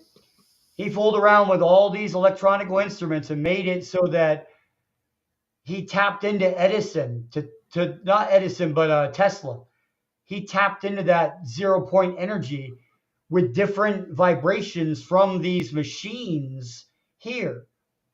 These Wow. vibrate all differently. And he would be able to tune it into that place of the planet and pull energy from that. But instead, they would rather drill and ruin our planet Well, right for there is the patent application, national secrecy order, right there. From the wow. U.S. Patent Office. It's right there. Wow. Patent application for electromagnetic radiation panel secrecy. It doesn't surprise me at all. I know it might a lot of people, but I have heard and read for so many years about how we could have free energy. Our cars, we don't need gasoline. But yeah. Here is a magazine article, and nobody is ever going to guess the date of this, because this guy back then said that he had found a way to manipulate gravity and that the G engines were coming, the gravity engines. This was back in 1964. This is a magazine article that this scientist came out with. It was called the G engine. He found a way to manipulate gravity, and this is actually what Nikola Tesla based some of his mathematical equations off of. This is out of a magazine article right here. The G engines are coming. You can look them up. It's, the G engine. And on the internet, it'll show you that this guy came out with a way to manipulate gravity. But guess what? The next year, nobody talked about it, because in every news agency, there is a person in there from the CIA that determines what news stories get published, what goes on the news. Mhm. Now, ever since the 1950s and 60s, we've had a breakaway of news stations. Now we have the internet. We have live streams. We have this, we have that. They can't stop everything, but they can stop the major corporations, and then you have Newsmax. You have other ones that are offshoot that are trying to get the information out, that the government's slamming and saying, "Oh, they're lying. They don't have the information," but they don't realize that it's already out there. People can look it up. People, came up with these ideas, and it never came out because they would be broke. They'd be broke Mhm. overnight. They wouldn't have any power at all in the world. You would run your entire house off of one little generator in the corner, and you wouldn't need anything, Right. Right. And the powers that be are never going to allow that. I mean, it's Just different patents I'll put up on the screen. okay. And also, I had a question, I think from Adjusted Fate earlier, when we get back into the aliens, an explanation to what you think the whites are. The white aliens? Yes. The tall whites? I guess. I know I've heard about the grays and the whites, but I don't know the difference. The tall whites are us, I believe. If you take evolutionary chain and you go and you take from, now we've done this actually in AI form, but not in real life. You can't see it in Mhm. real life actually, unless you're talking about an alien coming up right into your face. But if this program that we had, it determined, okay, you go from monkeys and you go to humans. But where do you evolve after humans? Where do we evolve as a species after humans? Let's say take us as a picture and go a million years in the future. Mhm. What don't we need as a species to survive? And then you start thinking about the grays, and you're like, well, we need better eyesight. They have huge eyes that can probably see in every spectrum of light. Then you have the grays don't have any hearing. Well, they don't need hearing because they're psychic. Their brains are so huge, they've tapped into something that we could only fathom, what they did. Then you look at more of them. Do they really need to speak and eat if they could just pull nutrients out of the air? They don't need to eat with their mouth anymore, so their mouth becomes smaller. And it's a little slit then. They don't need to talk to you because it's brain to brain transfer. It's psychically transferred to you. It's like you're hearing it inside your head, and it's not a dream. It's another voice. It's not your hearing voices. It's coming from somewhere else out there into your head. Right. I did hear, and again, I haven't studied on aliens nearly enough, but I did hear something the other day, and I cannot remember this man's name, but his whole thing is he said he was from the future, and that the Greys were us. I That remember that. and I I remember mean, I was like, "Oh my god, I don't want to look like a gray," but I mean, and I enjoy eating too much to I really do. But, it was kind of scary because I'm like, is that what we are going to be? I mean, it makes sense with evolution, Yeah. but it's and let's see, Adjusted Fate says that I guess the whites have been here for years and our military protects them like in New Mexico or somewhere in Nevada. Do you think that's true? Area 51, whatever. Do you think any of I that's true? I will say one thing, and one thing about this only. There are sites all around the United States that are called dumb sites. Right. Now, if you go to Stephen Greer's website of disclosure, he actually has a map, and I have whatever you want to share it. I have a map that shows Yes, let me put you back up there. it shows every dumb site in the entire United States and the world, from what he has been told. This is every single site that Oh is my out there, gosh. period. Every site on this map has a different correlation with a different base.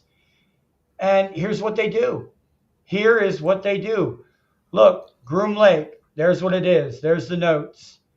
I have many different places. Anybody want to see Blackjack Control? That is southwest of Area 51. And it's not Area 51. It's another facility that's underground. It's a dumb facility. It's not Area 51. It's in a mountain. They actually bought a mountain that was close to Area 51 not only because they didn't want people up the mountain to see Area 51, they wanted to build a base in that mountain. Wow. Like all these places here. And this is all public knowledge. Fort Sill, Fort Bliss. I was in Fort Bliss. That's where I got read into a program, but I can't say anything about that one. The one I could was the what was called the Warlock program. Whoever was downrange with me down in Iraq, anybody on here, they probably know what I'm talking about. It's called the Warlock program with signal defeating IED equipment. Okay. I was just looking at all the I know Let's go you back. said you were going to send me your file, but and I don't know if this is in there. Are there dumbs in Alabama? Let's see here. Go down the list here. Texas, Colorado, Alabama. Let me see. Fort We, we Fort might Bragg. Fort Bragg's got one. Arizona. okay. What are we looking for again? What state? Alabama. I was gonna say, I don't know. We might scare everybody. Arizona's in here. Nevada. See, and some of these are even in other countries like Afghanistan. So Wow. we actually have buildings underground Hmm. in Afghanistan. Doesn't And look like there is any in here, but for Alabama, but that doesn't mean that there isn't any. It just means that we haven't found the facility. And wow. this is 156 facilities all over the world that do different contracts, different things for the military. Like it has the facility, the type, location, country. Even what some of these are called for that facility. And this whole list was given to Congress. And some of these sites, like I said, Congress has went to, and they have been told you have no access to this. Well, I've got a top secret clearance. I've got SCI clearance with cosmic clearance, which is actually a thing. There was a Wow. letter. There was a letter that was found that said that uh, it was in the Majestic 12 documents. It said that cosmic clearance. I'm trying to find it now, but oh yeah, here's Rendlesham. I want to talk about that after too. But yeah, all these dumb sites like in that are here in the world, they could be anywhere. They could be in your Yeah. backyard. Now, here's something that everybody should think of.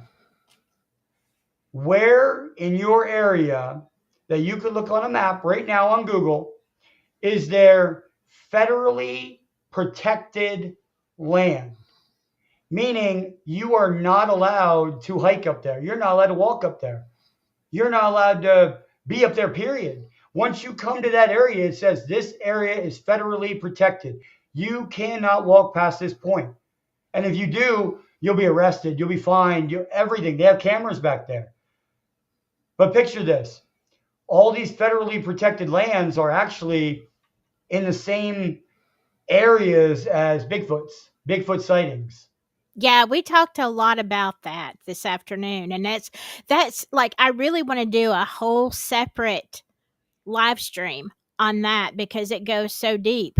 But just the other day, if y'all, my regular audience on Silky Southern, will remember, we talked about the dumbs and Yep. we talked about the things that people say. Okay, I can't say it's true. I haven't seen it, but we've talked about government experimentation deep, deep down and hybrids. And y'all remember that conversation we had? I had to tread lightly with it, but yeah, but this is what I'm saying. See, I mean, he's got the list. This is so incredible to me to have a list of the dumbs that you all know exist because it's horrifying. Um, there's a lot, I think, that could potentially, not saying it does, but it could potentially be hidden in those military bases. Well, imagine this in your backyard. You have a dumb in your backyard that is on federally protected land that you can't get to, that they can do whatever they want. No one's allowed back there. Could they pop up out of the ground into your space? What do you mean? Like, Like if they have the tunnels under there, could they, if you're, because remember, I was telling you this morning that my mom owns land that is it is in a federally protected state. I mean, it's not like the state park, which we have plenty around me, yeah, but this is, you can't go. It says no trespassing. This is federal land. And she has quite a few acres that border that on the backside of the property. And I've always thought I would love to just go on there and see, I like to explore, and I'm like, I wonder what would happen if I went onto this land. And now I kind of, based on our conversation, I kind of think I know. And I'm like, yeah, I'm not going on the land. you see, okay, you've got Bigfoot sightings, right? Hmm. And Anybody in the audience can pull up, oh, a map of all the Bigfoot sightings ever. Here's all the map. But after you do that, do your state, and then do a map of where are all the federally protected lands that are in your state. And you'll see that these areas kind of match up with where these Bigfoot sightings are. Like, the government knew that they were there and protected where they came from. I mean, it's certainly, yeah, I would love to see that. Um, This is so the film actually on the screen right now that I've been showing. now, what is this that we're looking at? This is a complex that's in another country. I can't say which country, but it's in another country right now, and it is an underground facility that is used for. Have you ever heard of the Large Hadron Collider? Yes. Okay, this is a small military version one in the United States, underground. Really? We've got one. Oh, wow. Now when they go to CERN, yes, there you go. Thank you. Yes, When you CERN. go to CERN, right? You have scientists from all over the planet there that are doing everything live stream. When the government does their investigations, they don't live stream anything. They don't want it out. So they make their own facility of their own mini CERN in the United States to Oh, that's test their theories. Like, CERN says, oh, we can do this much energy. And they actually have it to where they opened up a mini wormhole, a mini hole that was millimeters thin.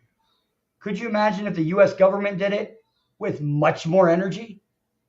it's terrifying. Yes, and this is one of those spots. Wow. So how do y'all I mean, you're finding dumbs, and you said if there are any dumbs you haven't in let's say Alabama, you haven't come across them yet. How do you, or can you say, how do you find dumbs? I just put that up on the screen now. I knew you were going to say that. All right, so if you go on Google Earth, okay, and you type in Google Earth, go into the area, don't do roads, don't do anything, do terrain. Okay. Terrain only. And that's what this map is right to the side. If you zoom in, and you zoom into that little circle right there for me. Oh, hold on. My cat decided to sit in front of the computer. I'll get it bigger, as big as Oh, I there can. you go. Oh, yeah, you got it good. Now, you have a canyon, right? You have a road here. The road comes up this canyon here and stops, and it disappears up this canyon. There's no more road. This is in Pennsylvania. This is, if you look up that actual municipal airport, you can find this building on there. And it's, if you look up now, you do buildings, roads, and everything else, that building won't show up. But you do terrain, and it looks like that somebody took, you can see the square right there. Yeah, let me see if I can make it Yeah, because bigger. if you zoom in just a little bit, they can see it. Like there's symmetry to the building. It's not like a rock pile and all this. It's got a square building with a circle on top of it. And it's like, you cannot mistake that for anything but a building. There is a building on top there. Yeah, I'm trying here, and I'm not Yeah, able not able to to. zoom in, but well, we can put this one in the Let's folder see. as well too. That's no problem with me.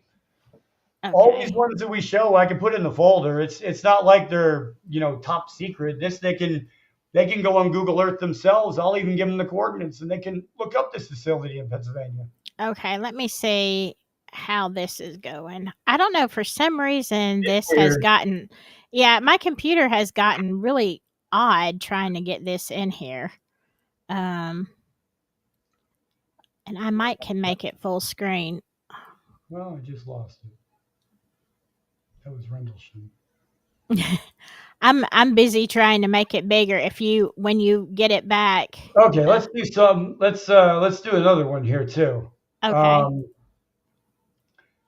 this is the one that I I saw coming out of a window. Now, well, not me myself. Okay, well, my my parents down in California. Mhm. They took a photo of this, and they were like, Jason, what are we actually looking at in the sky? And I said, well, you'll have to make it full screen, but Okay. I Uh said, these things are appearing like they're just appearing out of nowhere, and I don't know like what it is. See, it's up here. it looks like a okay. Let me It looks like a reset worm. this. Yeah. Okay, let me get that one. Well, Maybe just zoom all the way out, but that's one of them. yeah, they look like worms. Yeah, but it's like there it is, and it's like these were the one thing that I say is it could be the high speed camera took it when the orb was in motion. Now I will say that we don't say everything is a UFO and MUFON. Like I said, we follow the evidence. So that could also be a theory for these lights right here that you're seeing on this side here. Is Okay. that the high speed camera caught the orb when it was moving from this side over to here. So we Yeah. caught the light refraction of it moving. Mhm. But it's just weird, like how these things appear in the sky and like everywhere, like even in New Jersey. We've been having all these drone sightings and everything, and it's weird to me that it happens now of all times, all Yeah. in our entire everything. Why now? You know. Okay, I've got to yeah, that's my big question, why now? And we'll talk about that. David Rogers keeps I know I starred this to come back to it, David, but, is it c pronounced Dulce Base in New Mexico? And then he said, "Ask him if he knows anything about nuclear fission tunnel boring machines." Okay. Um, I'm going to share something with you guys that we have pictures of. MUFON has the only authenticated pictures of a portal opening. Okay, it was done by an AI machine that we created that runs through these programs to see whether or not they're real. You faked them, you background them, you put an image in it, you used a computer program to do it yourself. We can figure it out. We break it down into pixels and figure out whether or not it's real. And we came out with this. Wow. Now, I'm going to show you what this is. This, if you want to zoom out just a little bit, Okay. this is a portal. Yeah, zoom out of the photo itself. Uh, let's see. It zoomed into that one point. Yeah, I is there something else on this screen I need to be No, just that right there. But there's more to the picture. But anyway, yeah, this is on the left side of the screen of the photo, and it shows what we believe is an actual portal opening. Okay, this is what I believe. This is what MUFON believes as well.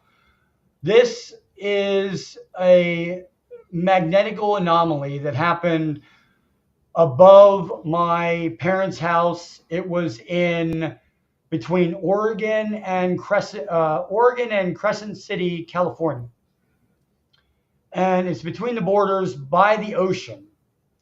This picture was taken from my mother, Tammy Garrison, And she took this photo from a high-speed camera. She took 3 photos. She took this one. She took the Oh, one of it wow. opening. She took the one of it opening there. She took the one of, oh, here we go. She took the one of it looks like there's someone there with their arms out. And the first one, if I find it, there it is. Here we go. There you go. You wanted tunnel boring machines. This could be one of them. It's a machine Okay. that bores through the fabric and can transport somebody from somewhere else to like an abduction event. This is what we think this is. 3 photos were taken back to back. That one was the second photo. Okay, let me get to the third one. That's the third photo. Right after this photo. So you can see, as soon as Mm-hmm. that person gets in there, there's more energy that pulses out this way from the photo itself. That's it opening.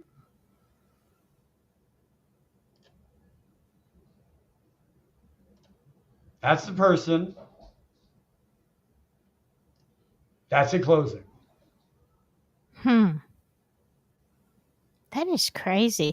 What's this on the left? I see the big white portal, but then The white, what's this thing on the left? the white is what we think. This right here is whatever machine that they are using. I don't know how they do it.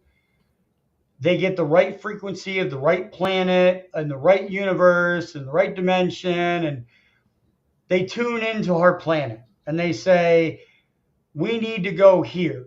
And they can appear there. That's how their ships come here too. Same way. Not as extensive as this. You have energy waves that are actually coming off of this that they're using to tunnel in to this dimension and pull someone into theirs. Oh, that's scary. And then here you see them going like that same person down here, right there they are. And then it opens and it closes. Now, are you saying this is what the nuclear fission It's not boring exactly machine? that. This is alien tech. Oh, okay. What he's talking about is more the lines of inventions that weren't realized. More like patents that were seized that people invented.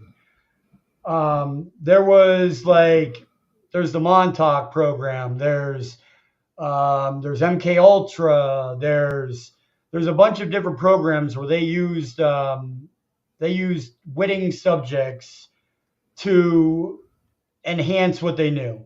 The CIA used to take little kids off the street in Rhode Island. You can look up the site actually, and it was called the Montauk Boys, and Wow. they would actually take boys off the streets, attach some kind of electromagnetic spinning thing to their head, and they would see what happens to these kids. Yeah. And for those, and I know I've mentioned this before, for those of you who have ever watched Stranger Things, and I know it's a TV show, but it was based on the Montauk Project Yeah, that supposedly never existed, but we know it did, just yes. like Well, MK Ultra. the scientist that actually was on that actually came out with a documentary on YouTube called MK Ultra Experiments. Oh wow, I need to watch that. He breaks it down too from beginning to end, what they did, how they did it. He doesn't say who was involved, but he says this is what happened. Wow. So what are we looking at now? And by the way, trigger warning for any if you have children. I don't most of you probably don't have children watching, but some of this is kind of, it's aliens, but Yeah, still. Musk does own a lot, a lot of a lot of a lot. He's one of the biggest problems, but the biggest people that we need support from is Elon Musk. But this Mm, picture that we're seeing right now is a picture of a skull that was dug up in New Mexico. okay. And the skull is actually only very small. It's only about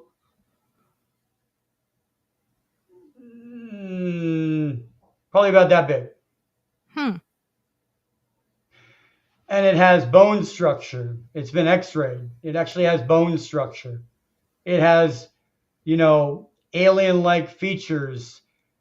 That's the actual picture of the bones itself. Wow. And they x-rayed it. And it has bone structure. But how is this able to survive and it's only this big? It's an alien. We didn't know this existed until we dug up bones and found it. Same thing with these old pictures here. Like this is a picture from a flight cam off of a gun. I'm sorry, a gun cam from a destroyer in the middle of the ocean, looking at a Tic Tac. Wow. How does a Tic Tac fly? That just, I Gravity don't, control. okay. If you have gravity control, then everything else is easy. If these things can go from the air, fly at 3,000 miles an hour, hit the ocean, and go 600 miles an hour in the ocean, right? How do they do that? It's gravity control. You make a bubble around your spaceship, an electronic bubble. That way, your spaceship isn't actually hitting the water. It's the bubble around your spaceship hitting the water, meaning you're traveling as fast as you want. You don't have to slow down.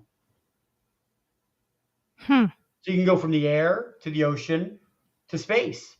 It's a multi transit vehicle. And guess what? We don't have anything like that. The government has nothing that can go from ocean to flying in the air to space. Nothing. Right.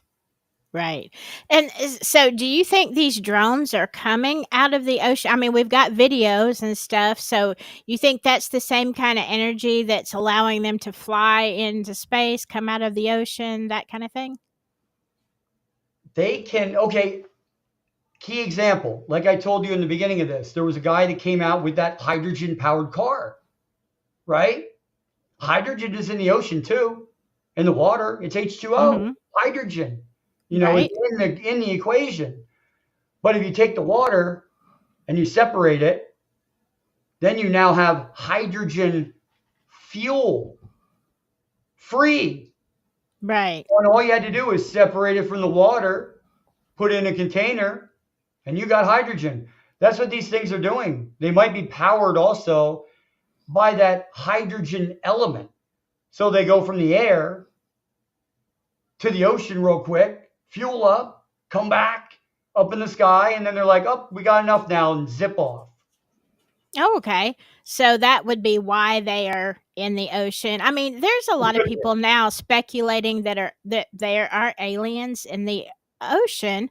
So what do you okay, what is your take on all of this? And we'll get any pictures that you want to show, just let me know and I'll put that screen back up. What do you feel like is going on? And like some people were asking in the chat earlier, why now? Why now? It's time. The back in Rendlesham Forest, if you look up the Rendlesham Forest incident and you actually sit there and um, you dive into it and you see like the all the documentaries on it, Rendlesham. Back then, the aliens had landed. They landed. The UFO was outside the base in Rendlesham Forest. These two went out. They touched the side of the ship, and he had an immediate download of information. Our human brains can only take so many bits of information at a time. Mhm. Like let's say if you do a screen and you're doing 60 different things at once and you have all these tabs open and you're trying to remember all these different things you're doing, you're going to give yourself a major headache. Yeah. Right?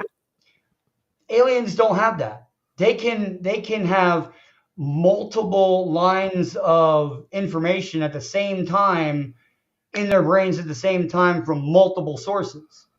So they gave this guy a download. And that was back in Rendlesham. And what it said was pretty much was, you guys have nuclear weapons. That's a problem. We are watching you. We are you. So that guy was right about the Greys being us, basically. Well, you have all these ancient civilizations, and I've even got photos of them myself back here in the water that are symmetrical.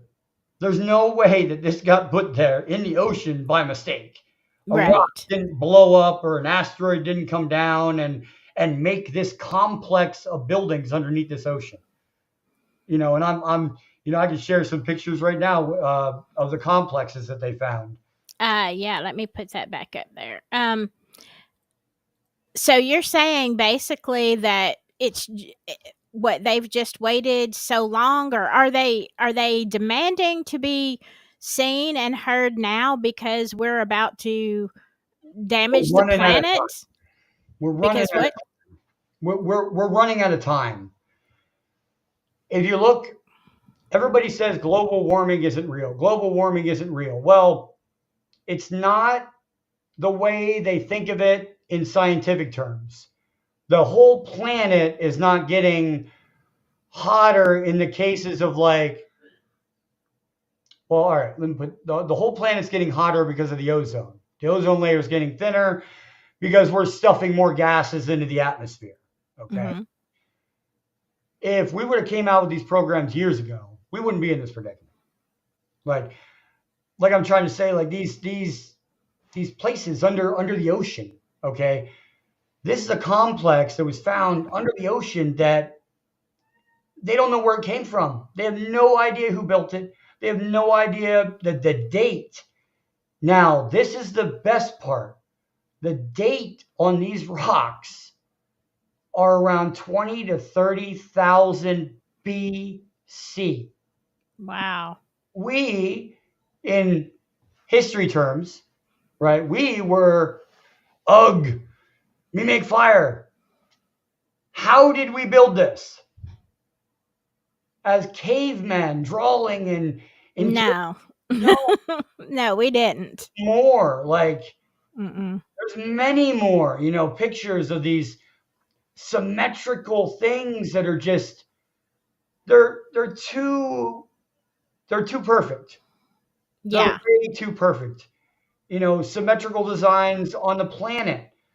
You have different religions that have different walls that were built that no one knows how they were built. Walls in the ocean that were built that no one knows how these rocks were put there. You have this figure What is that?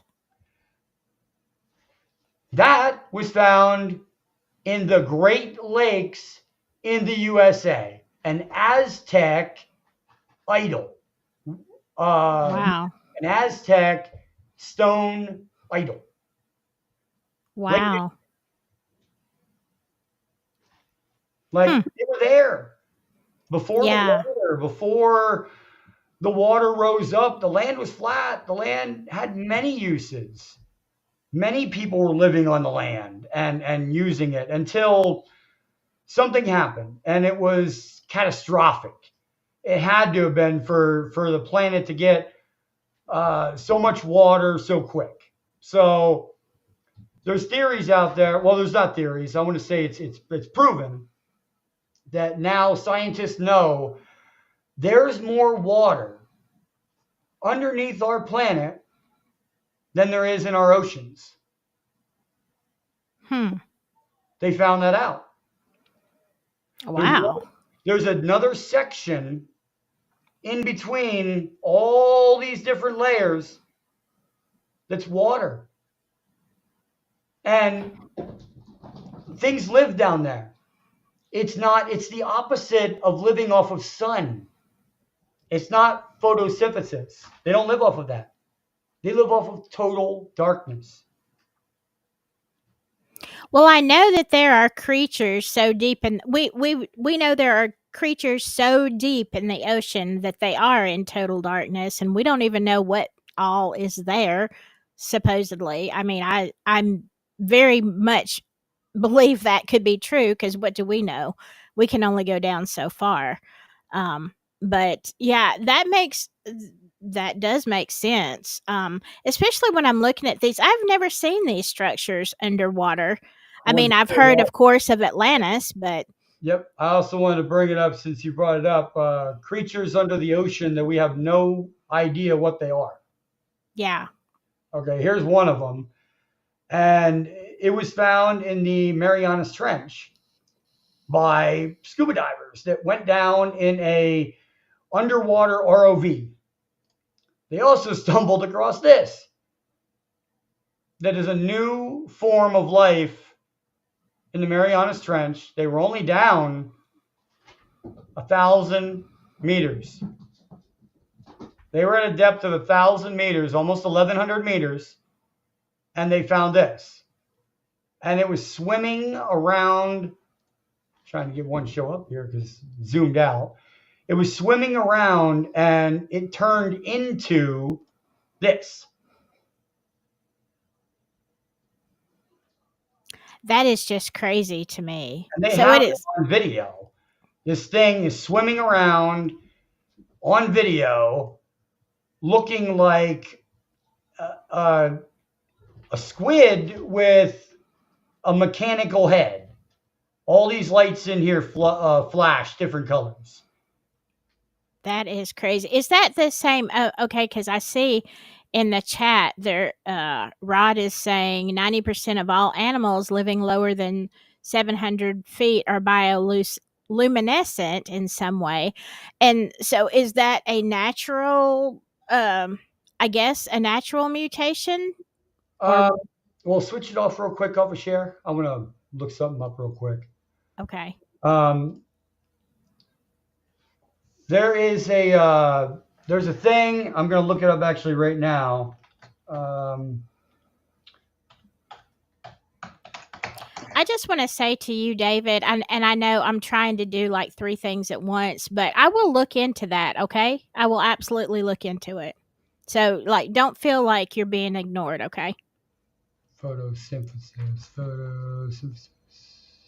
There we go. There it is. The opposite of photosynthesis. So that's pretty much what they're taking in. They don't take in light energy. They don't take in mechanical energy. They don't take in chemical energy because they don't need to. And these are new organisms that they found at the bottom of the ocean in Australia. Not Australia, in the Marianas Trench. And they actually found them in Antarctica. There was a borehole that was made in Antarctica by the U.S. And we made this so we could figure out, hey, what's down there? You know, but there's water down there that we figured out that wasn't like it was a solid sheet of water. That means there's some kind of heat down there, you know, a heat vent or something underneath the water that kept this from freezing, but above it, it was totally frozen. So these creatures in there, they're totally unknown. We came up with, and when they made this borehole, they actually covered it back up because what they found was ancient viruses that were starting to thaw that weren't small chickenpox virus. It was like, God, we're going to ruin the world. So they had to Mhm. cover it back up, and that borehole is covered to this day. And Wow. and if you look it up, the Russians actually have a borehole. The borehole goes down the longest in the world. It is the longest in the world in Russia. I'm not sure exactly what it's called, but that goes down the longest as well. And there's a theory that the reason why they sealed up this borehole, they went about, I believe, a mile and a half into the earth.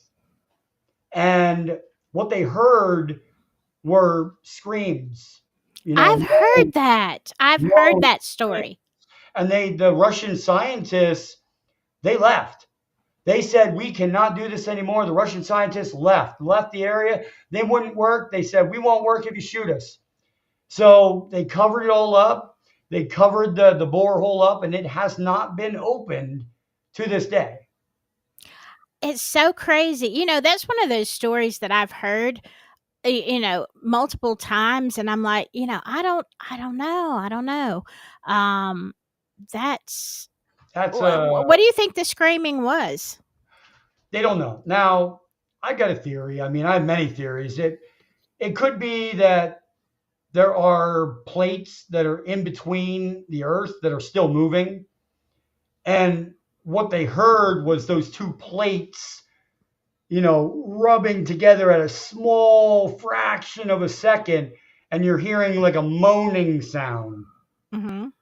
That could be it, or it could be, you know, beings from inside the planet. There's many cultures out there that say, like the Indian culture, if you go to the Navajo and everything, they have stories of being helped by ant-like people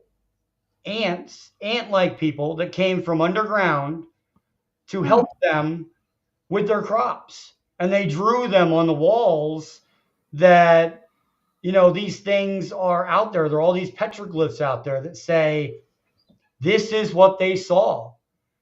They didn't draw fictional characters like we do. Yeah, Everything they drew is what they saw from their eyes. that is So these Indians spooky. were seeing all these different beings and all these different, you know, uh, structure beings and everything on these walls with different, how they look different than us. They've got, if if you were an Indian back in the day and you saw that same creature coming at you, would you think it was an astronaut or an ant person? You would think it's an ant person. You don't know anything about astronauts. You're an Indian. It hasn't even been invented yet. But what they're drawing in history's terms is people with helmets on. Oh, People could have, be. Yeah. they did see this, but it might not be a being. It might be a human being with an astronaut like helmet on them. But that's what they saw. Yeah. Oh, wow. So, okay. Do you think that these drones that we're looking at that are all over now, it started out kind of in New York, New Jersey. Now it's in California. It's in Germany, the Philippines. They're everywhere. They're even in Alabama. Crazy enough. Um, do you think that the government is covering up something? Do you think it's us? Do you think it is a true alien? I don't want to use the word invasion as in, you know, um, in a negative sense, but what do you think is going on? If you look, all right, let me bring this up here. If you look at this photo, okay, and we'll put this in there as well. Whatever they wanted to see, whatever photos I show you, I'll put in there. But this photo here was taken in New Mexico by Carl Diaz, okay, in 1993. Now, the difference in some of the UFOs that are being seen, like you were talking about, the ones that um, man-made. Now, we actually have man-made UFOs. Okay. Now,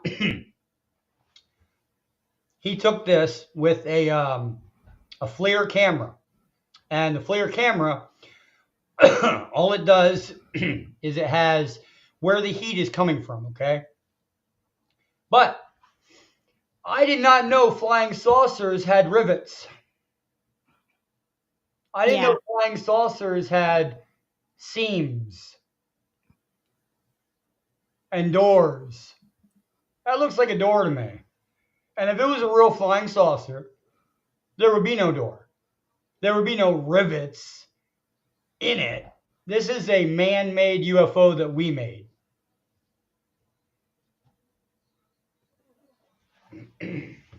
Definitely looks like rivets. So, I mean, yes, and I like to clear up a couple of things in the chat. Yes, David, I think he does mean reverse engineered, Oh, I which I mean, yeah, think, reverse engineered. We took an alien yeah. craft and tried to duplicate the technology, but weren't able to. This is the best we could come up with. Okay, and Rod says, I'm going to highlight this one. I usually do this more often. Consider this very probably the swarms of drones are being sent out to provide noise that prevents typical UFO reports from being filed. You think that's, huh? Yes. Now, I have a good theory about that one. Now, all these UFOs that people are seeing, here's one. Here's a pilot camera photo of a UFO right outside his pilot camera window. He took this. It was an F-16 Tomcat. He was up in the sky and he took this picture. It looks like a cube inside of a circle. Mm-hmm. Okay. Now these are man-made. There's a wing. It's Yeah. not an orb. It's a wing. And some of these other ones are man-made as well, but there's ones that are not. Okay, this is a good one. This is one of ours too. And they actually messed up when they were actually experimenting with this. Okay, because they let it slip, and somebody took a photograph with a new flare camera that they got, and this UFO has a cockpit Yeah, that's what it looks like. with a person in it. Uh-huh. That's one of ours. What your audience is saying is true. This is what I believe. We have our own man-made UFOs. The industrial complex does not want this to get out. So they say, "Oh my God, we're having a UFO event right now. All right, we got to contact the." Now here's one. There's a UAV training center for the Army Air Corps in Pennsylvania. I'll bet nobody knew that. There is a training ground for UAVs to train operators on new technology and UAVs, and it's located in Pennsylvania. Hmm. So it's a mix of technology. The orbs are coming up, and they're saying, "Oh my God, we have an event right now. We got to cover this up." They send all these other equipments up and say, "No, you saw flares because we had F-16s up dropping flares." Well, they did after it happened. So you're saying the orbs are the aliens, and of course the drones and the other explanations for is what we're gonna say Yeah, happened. that Okay. picture right there is man-made. This this picture right here is man-made. Like we have man-made UFOs. This picture has bolts on it. Yeah. You will not see a UFO, a real UFO with nuts and bolts. Like it's a solid craft that they just want to that they come out of. Yeah. You know, like Wow. like like uh, like these balls of light or these that are people are seeing. That's off of a gun camera from a battleship. You can see the ocean Yeah. behind it. It's a Tic Tac that's flying right over the battleship in the ocean. Wow. That's So, not one of ours. um, okay, so kind of the other day when we had this discussion online, it was like, is it a psyop or is it aliens? It's both. Yeah. So you're saying it's both, which It's makes both. sense. We I have mean, our own. Here's a great photo that everybody's going to see because this is top notch. Everybody thinks that they saw a flying triangle. Oh my God, is that a UFO picture, everybody? I'll just give a couple seconds. Yes or no? it does take a little bit I know. I'm just for it letting to it go for come a up. couple seconds, but okay. Because to me, So it looks like a stealth. that is actually the new flat stealth TR-3B, and that is a military aircraft that came out back in I want to say the 60s TR3B. See, David said it. I'm gonna come up actually with the patent itself as soon as I find it here, but this is a TR3B, and it is a military aircraft that used alien technology to reverse engineer the actual ship itself, and that's what I'm trying to find right now. I actually have the. I'll pull that up real quick. The TR3B. I have the patent actually on it. I'm trying to reset this. Oh, my goodness. Oh, you're okay, quick, because I'm looking through my files as well too while everybody's asking questions and. And Rod keeps saying, I don't know what I'm doing wrong here. Rod keeps saying that a lot of them build stuff to mimic ours because, uh, in other words, oh my goodness, this is Yep, it could be stretched out. that So, too. It could also be that too, ma'am.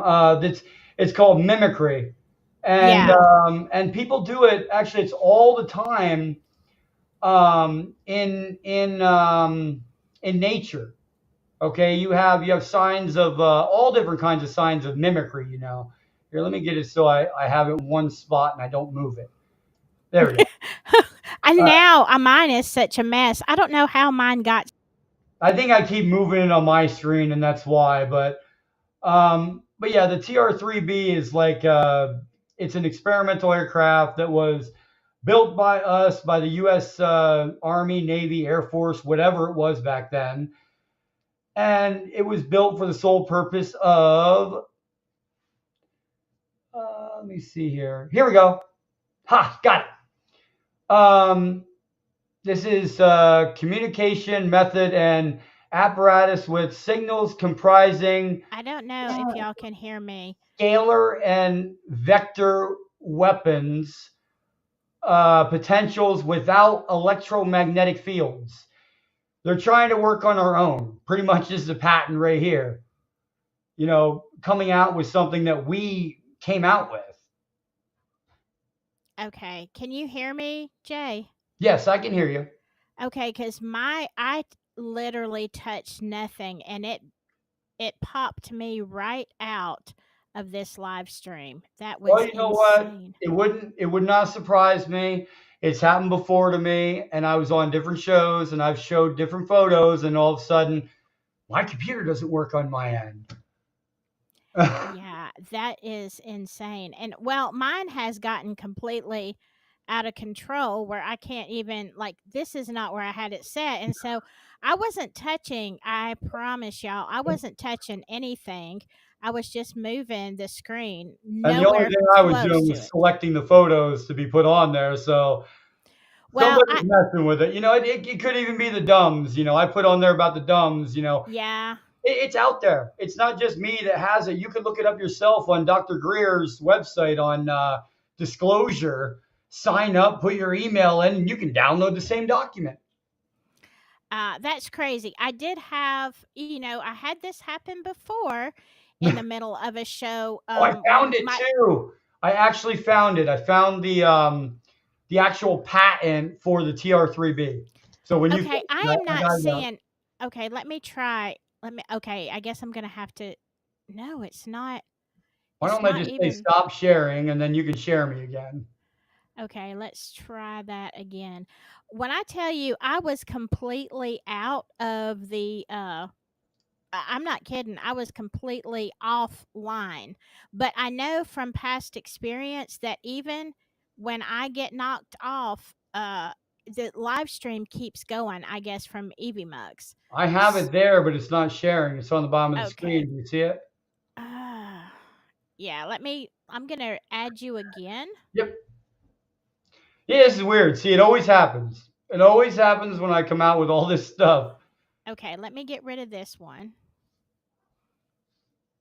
and let's There we go. make Okay, that's this. better. That's way better. Yeah. Okay. Yeah, okay. I'm going I'm to. not going to do anything, not making it bigger, smaller, whatever. Okay, this is a picture of a patent of the TR3B's components. Not completely.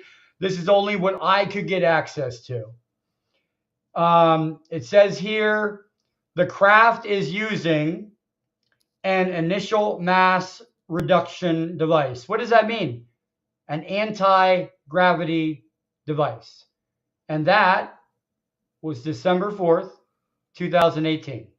Wow. You have anti gravity, it's right there. Wow. It's using a device to power the ship from anti gravity. And it's right there. We have it.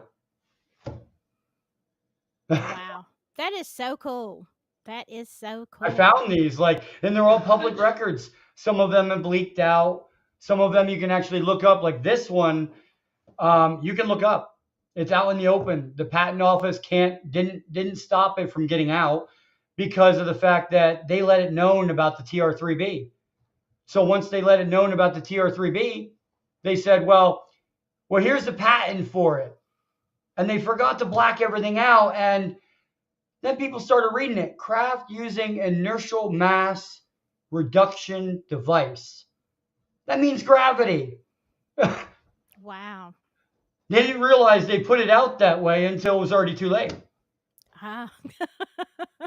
It was already out in the world. That's what I'm saying. Like, these inventors want to go, my precious. Yeah. But if you don't go, my precious, and you go, hello world, here's free energy for everybody. Here's how you do it. How are they going to really stop that? They can't. No. They And can't. then yeah, I don't and want then to make a people buck on it. And for me working for MUFON, even volunteering, we don't get paid for it. If I came across an idea that I knew was going to save the planet, you're darn right I'm going to come out with it. I'm going right. to do everything possible to come out with it because it needs to come out. It's been, it's been out there in the mainstream media. We know it's there. It needs to come out. Enough is enough. Okay, so from your experiences both with yourself and with other people that you've talked to and investigated, would you say that the aliens are here or trying to make themselves known for a good purpose, or is it going to be like when Mars attacks? If it was going to be like Mars attacks, it probably would have happened a long time ago when we dropped two nuclear weapons on Japan. Yeah, I could Um, see that. they they would have intervened in a second. Now they knew that those bombs, wouldn't destroy the planet, so it happened. They let it happen. They watched it happen. They're watchers, but they don't always watch. Hmm. Now, like I was telling you, there was an incident in Russia where they didn't just turn off the nuclear warhead, they turned it on in the Cold War. They almost started World War III, but it was just to show them we can do this. Yeah. They got into the missile systems in Russia, they put the launch codes in correctly, and they let it go down to 5 seconds and then canceled it, saying we could do it if we want. Same Yeah. thing they did in the United States. They came over a United States base, and we have 12 um, NIC sites. They're nuclear, and they're all over the United States. Nobody knows exactly where they're at, but they're all over the place. It could be there could be a water tower in the middle of the forest, and that's a dumb site because there's a missile in there underground that somebody is controlling from the Air Force, that if Russia went to nuclear, that we could push that button very quickly, you know. Yeah. And all these sites, that we have one in the United States that had 12 of them.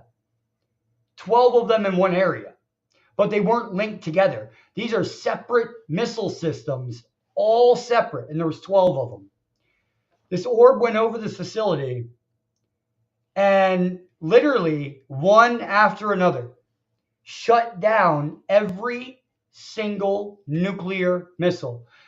That base was on what they call red phase, meaning that they cannot fire those missiles at all. If Russia would have attacked and those nuclear missiles were pointed at, say, Russia, and Russia found out that these nuclear missiles are now offline, what do you think they're going to do? Like, they can't hit us, so we can hit them now. That's Right. kind of what the aliens were saying. Like, we have you by, excuse my French, we have you by the cojones. Yeah. You Yeah. know, you can't do anything about it. You know, we'll turn it on, we'll turn it off. They only seem to come out and make themselves known when there's like disasters happening, like earthquakes, volcanoes. They make themselves known a lot. Like, look what you're doing to the planet. Like, you have this technology. We gave it to you in the 40s. Why aren't you using it to save your planet? This is what they're saying to themselves. But Yeah. it's no longer the land of the free, where people have like freedom of expression with your scientific ideas, Mm-hmm. because that would be a live stream and that would be illegal. Because if you go into a university right now, they do not live stream any of their experiments. They will record them, but they don't live stream them, because of the fact that if it is an experiment, that the government has to step in and say, oh no, these numbers are totally off. We got to change them to this. So it makes Right. it look like this machine doesn't work. And they do that. They manipulate scientific results so that these machines never see the light of day. Oh, I don't doubt it at all. Yeah. I I put a mean, pat, if I put a patent in for a free energy device, they'll be in my house tomorrow saying, you didn't create that, we did. We're taking you to jail. Now we're doing court cases, and I'm going to be in court. They'll ruin my life. yeah. Oh, I mean, maybe we need an alien invasion. You know, they're just here. I'm. It's too late. It's been enough time that we've had this technology, and we're not doing anything with it.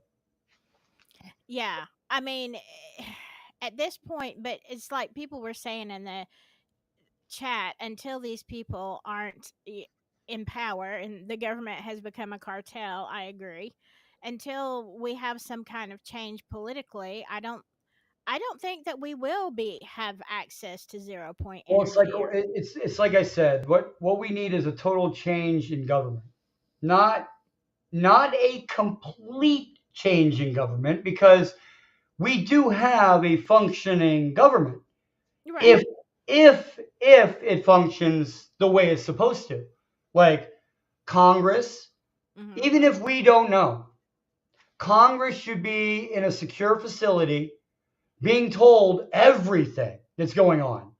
All these programs, all these different experiments, all these equipments, all this technology should be told to Congress that we have it. But this, maybe we don't want it to get out because we don't know how to make it smaller so a terrorist doesn't use it for a bomb. We Hmm. can't give free energy out yet, because if we give it to somebody's house, Well, that's like a nuke in your basement. Right. Somebody could take that and, oh, good, I'm going to take this apart and throw it at somebody. And now I just blew up an entire building. They have to try to make it small enough that no one else will be able to manufacture that. And then they'll come out with it. They'll come out with a Mhm. brand new invention. Oh, we made it. We did it. But it was out 20 years ago. They just couldn't let it come out at the time because national security. That's where that came into play. Yeah, well, when you put it that way, and people are dumb, and they would do exactly that. And that's why I agree and I disagree. I agree that some of the technology is like so far out there that if a normal person like me got it,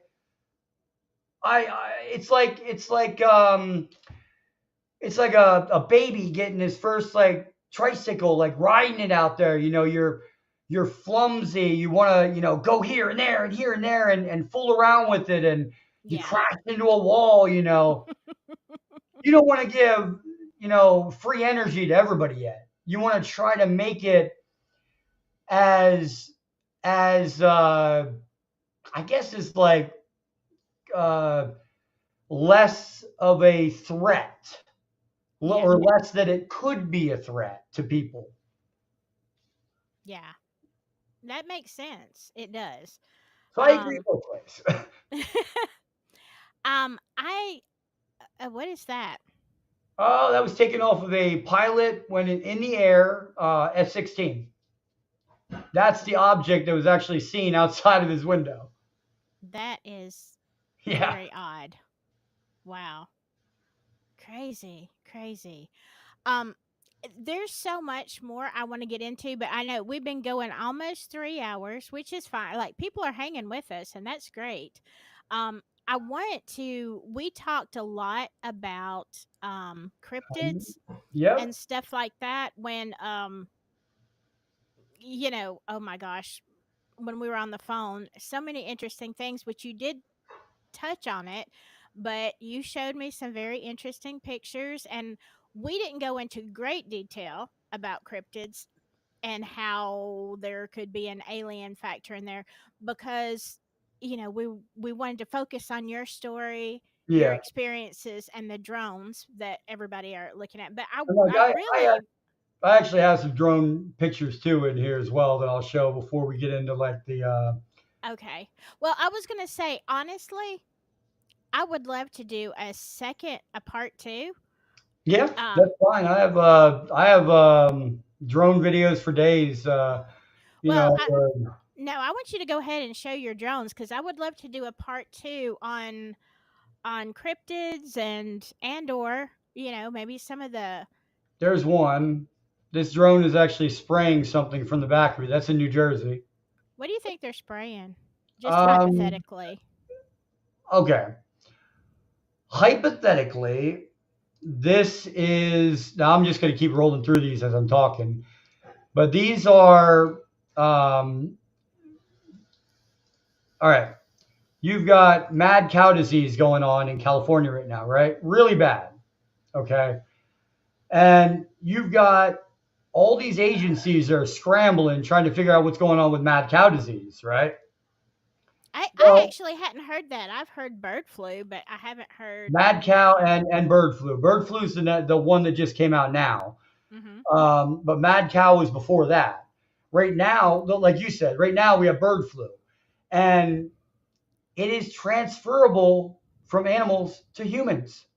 It has not, I don't think, transferred from human to human, but it has from animal to human. And California is getting hit with that real bad. The bird flu type thing or whatever. They're Yeah. getting hit, and people are dying. And there was a zoo that just had they had a lion that had it that died. They had a couple other animals that got this disease and died from it because they caught it. What I think is happening is possibly protection, possibly like a reactive protection. Like They stole something, and this is what it is. So we have to do something before that gas comes out and put something else out that's going to counteract that. Hmm. So Or they to actually make us think it's bird benign. flu? No, no, no, no, no. It's like another country. Okay. It's not even us, or it could be us experimenting. I don't I exactly know, but yes, monkeypox too. We experimented on black African Americans back in the 70s. You know that we can get into that in part two, but Yeah. the drones, uh, these are they're spraying stuff. So obviously they're not alien completely Mhm. because they're spraying something. Yeah. Now, if you have a substance that you know someone's going to spray it, you already know what they're going to spray, you already have an idea, and you're like, all we have to do is make a spray that counteracts that. That once that spray hits that other stuff, it makes it benign. It makes it, you know, negative on everything. Like it's a sanitized sample after both these come together. So think of it that way. They figure out, oh my God, maybe the terrorists got a hold of this uranium. Maybe the terrorists got a hold of this. Maybe they're trying to make something with it, but we can counteract it. We just got to spray this around. Oh, We're okay. just not going to tell anybody, but we are protecting people, but not telling them we're doing it. We Yeah. have a notion someone's going to do something. We spray for that notion that that chemical could be present. And if it is, now we just saved everyone. Okay. And I understand that that happens a lot in things because people are panic and people become crazy when they know something. Uh, you know, Oh, yeah. you can't tell people the truth. I mean, and I know that from the medical field. You cannot tell people the truth because they panic and act stupid. So that's the nature of Well, humans. it's panic, and it's the fact that you don't have control over your own life. That some outside force has control over something you do. They can pop in, they can pop out, they can show up in front of you. If you watch Lou Elizondo, and I do believe his stories, I've met with him, I've talked to him. He is a wonderful individual, Lou Elizondo, and he told me, and it was on his documentary. He had he had things happen to him after he left ATIP, after he left Arrow. He had things happen to him. He had balls of energy and light. His wife was in the documentary crying, saying that when Lou Elizondo left his place in the government, work came home with him. Hmm. As in, they followed him. His wife and his daughter saw balls of energy, green balls of energy, little ones go down their hallway. They would start to follow them, come near them, and this thing would back up and go through the wall.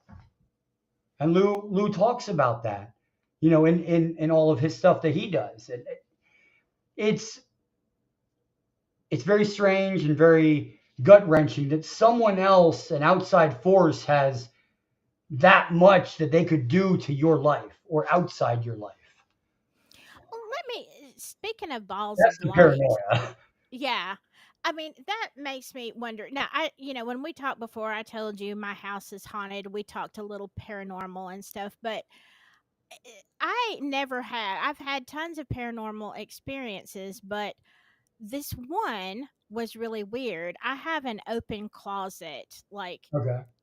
and I was sitting on my couch one day, and it's weird. I live in a weird part of the house, and I have like a whole suite here, and with my studio.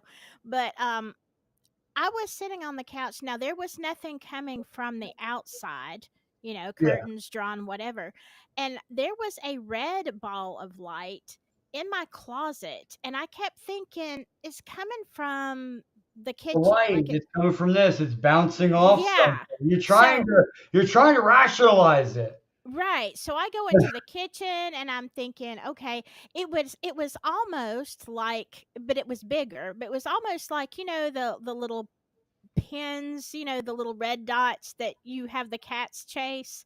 You know what I'm saying? Okay. But it Yeah. was bigger than that. And it wasn't like spinning around or doing anything crazy. It was moving a little bit, but not much. But it was much, much bigger, like more like this size.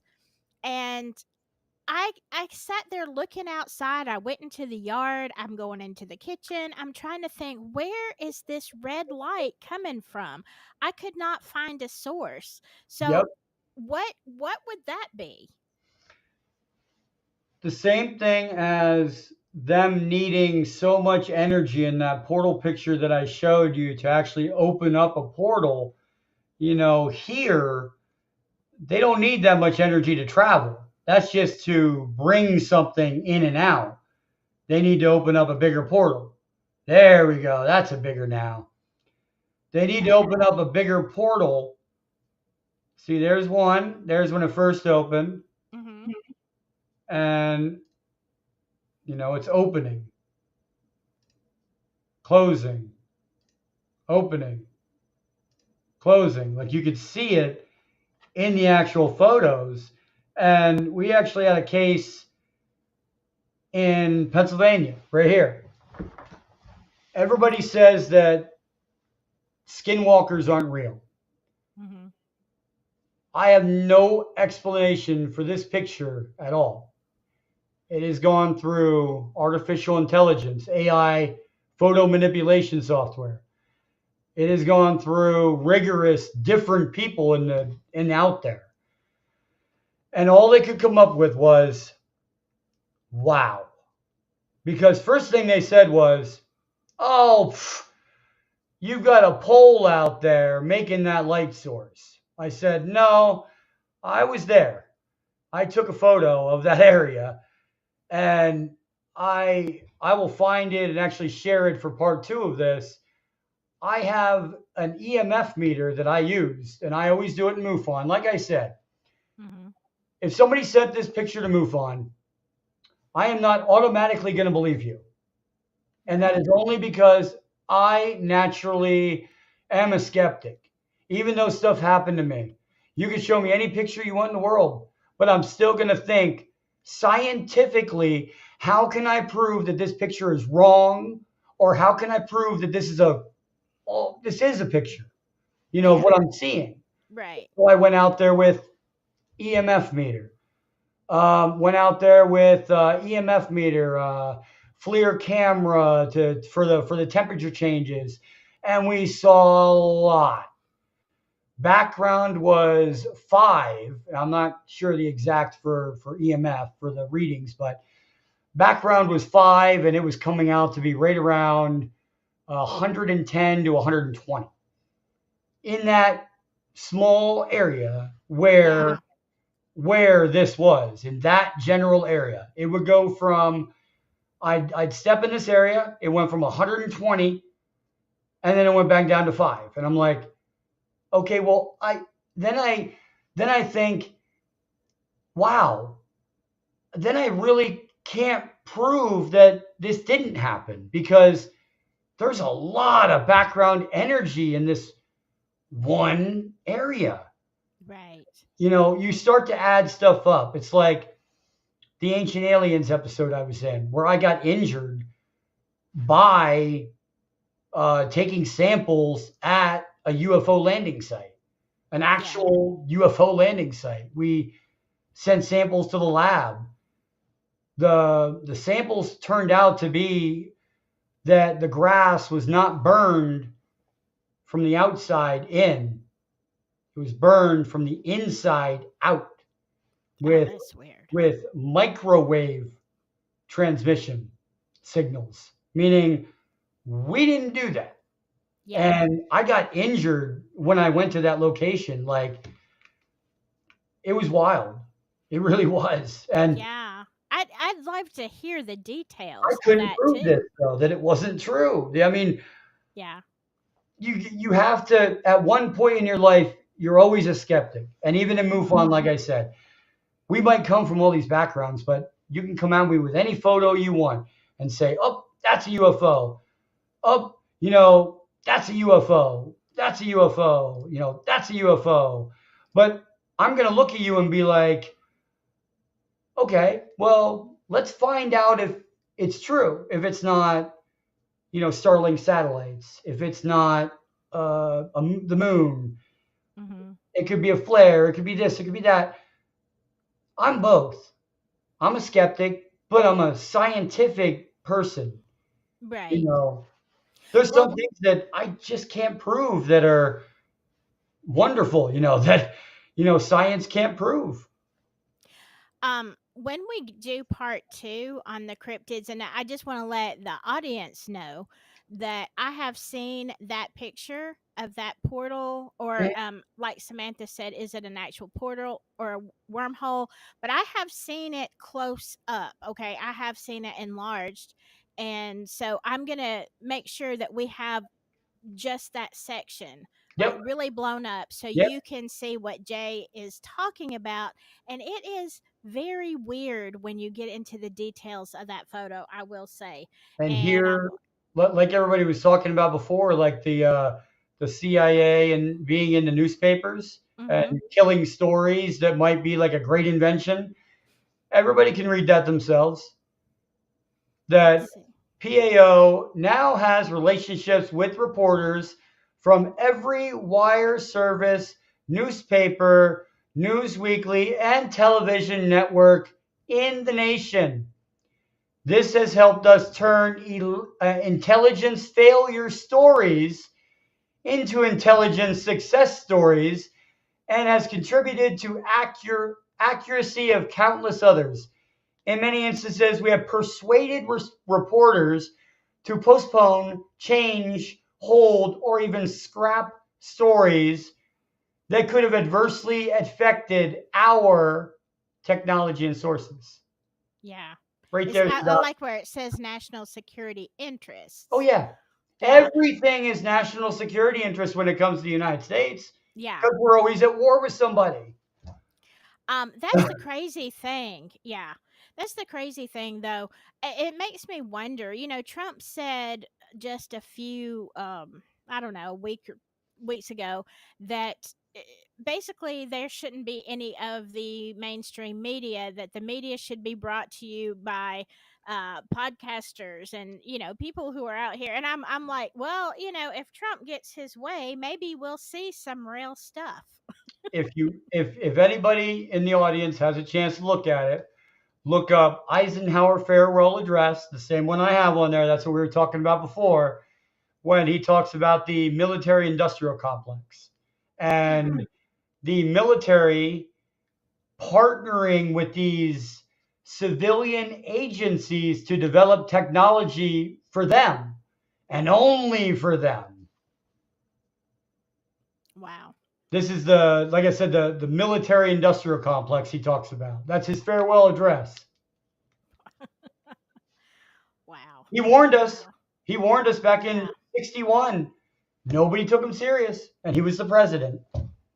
Yeah. Well, I mean, it's really not surprising. I think most of our stuff is propaganda anyway. But yeah, I think that is why we have all of the stuff that happens. But now with the internet, it makes it almost impossible to shut down every person. It takes a while, I Oh guess, yeah, to I've shut got down every person. yeah, and I mean you can't shut down everyone. And when people like do digging like I did, like I have original Project Blue Book reports on my computer. Like Wow. I've done all the work. This is the document right here. If anybody wants to look it up, and if you look at the top there, everybody I know got to squint to see it, but it also says cosmic ops, cosmic Hmm. operations, not on this planet. It says cosmic operations. And this document has actually been read into Congress as true and real in the newest. versions of congressional hearings. They read it into the record, meaning this is a real document saying that these people, like, look at this. Look at these different ops that they have: cosmic ops, royal Mm-hmm. ops, magi ops. These are all different programs. Himit ops. These are all different programs back in '67, that different programs that Eisenhower knew about but couldn't stop. The only thing he could do was put it in his farewell address.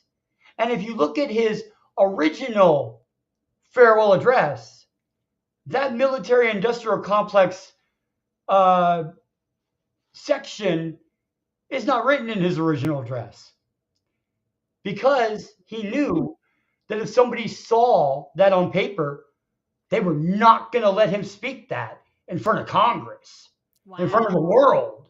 That be warned of the military industrial complex that will take ideas and put false narratives out there and kill people to keep their story. And these are just a little bit that are in these documents. Like, there's one in here called, it was probably like a one for the ocean. It's Aqua Tech SOG, and there's Sea Spray SOG. Like, what are they spraying in the ocean? Yeah. What are they testing? This is back when Eisenhower was in there, that he said these are programs they have. I just yeah. And you can imagine if they knew all that then, how much more, all these years later. It's mind-boggling. Well, It it's really is. it's like I told you, the president is not a lifetime appointee, so all these places don't say anything to him, because why would they? What Right. really? If I owned my own site and the president came up and I had authorization to shoot to kill, and I said, "You're not allowed in here, Mr. President," you know what he's going to do? He's going to go back and he's going to take me to court. And he's going to Mhm. go through the court process. But that's not legal either anymore, because the CIA is going to step in and say, national security. If anybody has ever heard of a FISA warrant, Mhm. FISA, Yes. that is a warrant that they can obtain on the fly with no evidence, basically almost no evidence.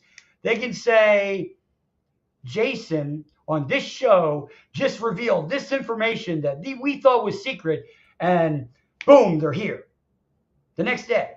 That's what happens. Well, I mean, I think that you kind of proved that. It's out there, though. I mean, I'm not the only one that has it. Yeah. I mean, Most of it. I don't know if I spelled that right. I'm sorry. David is asking for my email, Oh, and I can't put it all together. If I didn't type it right, David, it is silky and southern at Gmail. But yeah. So here's. Let me see here. Here's some companies back in the day, like Sperry Rand, like the Bell Corporation. Um, they had a big part in everything. The oil industry, like U.S. patents. Like, here's one, the Townsend Brown electrogravity device. Okay, this is a document from Naval Research. The president has never seen this document.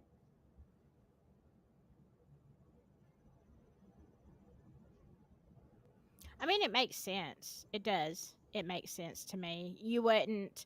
And plus, I You mean, wait 4 years. You wait yeah, it out. It goes through the courts. In another 4 years, he's not going to be president. right. Then they got to start all over again. Yeah. Yeah. Crazy. Craziness. Wow. This has been very interesting, eye opening. And we didn't even get to what we were talking about the octopus, y'all. That was, I don't know. Well, Jay actually, told now me. that we have it right here, I can real quickly bring up those photos that was in the ocean of that. I do want to show them that because that was just, it was the neatest thing I ever saw in my entire life. Here it is. Here's one. Here's another one. And you can see like the lights in it. All these are different Yeah. lights.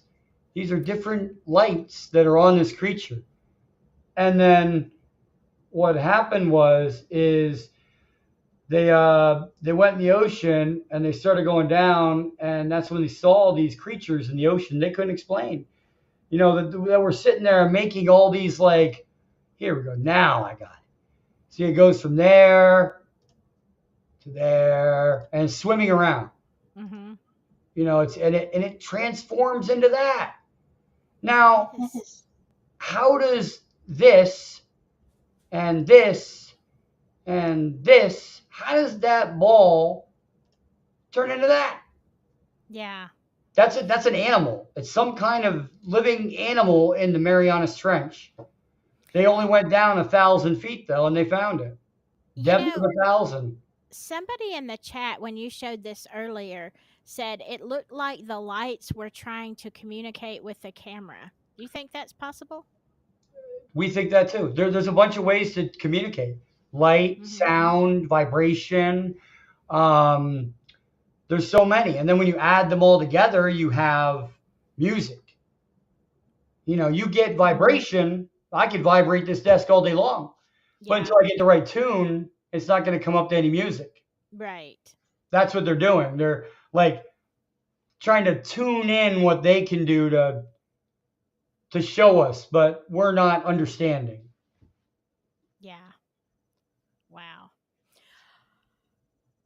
That is a lot to take in. It is so, so fascinating, especially now when it's right here at our doorstep. And now, I think what's great for MUFON and anybody who's investigating this is right now you have a whole world of people with real interest. Okay, they're asking questions Yeah, because, before it was kind of like the cryptids. It's like, some people are interested and some people are just like, I don't believe in that, whatever, I don't know. But now people are seeking answers. And so all this is really important to know.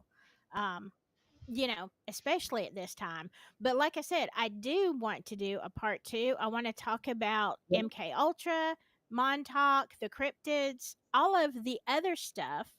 Um, like you so said, how aliens have been trying to communicate with us for a long time. Well, this was a cryptic message right here that was sent out by CERN, Search for Extraterrestrial Life. They are not CERN, SETI, the Search for Extraterrestrial Intelligence. I'm sorry.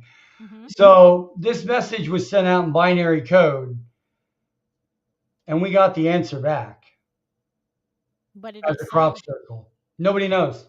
It's so much Wow. information that you know how you can tell if somebody fakes a crop circle. I could fake a crop circle. I'll go out there with a board and I'll squish down I'll squish it down a little bit. These weren't squished.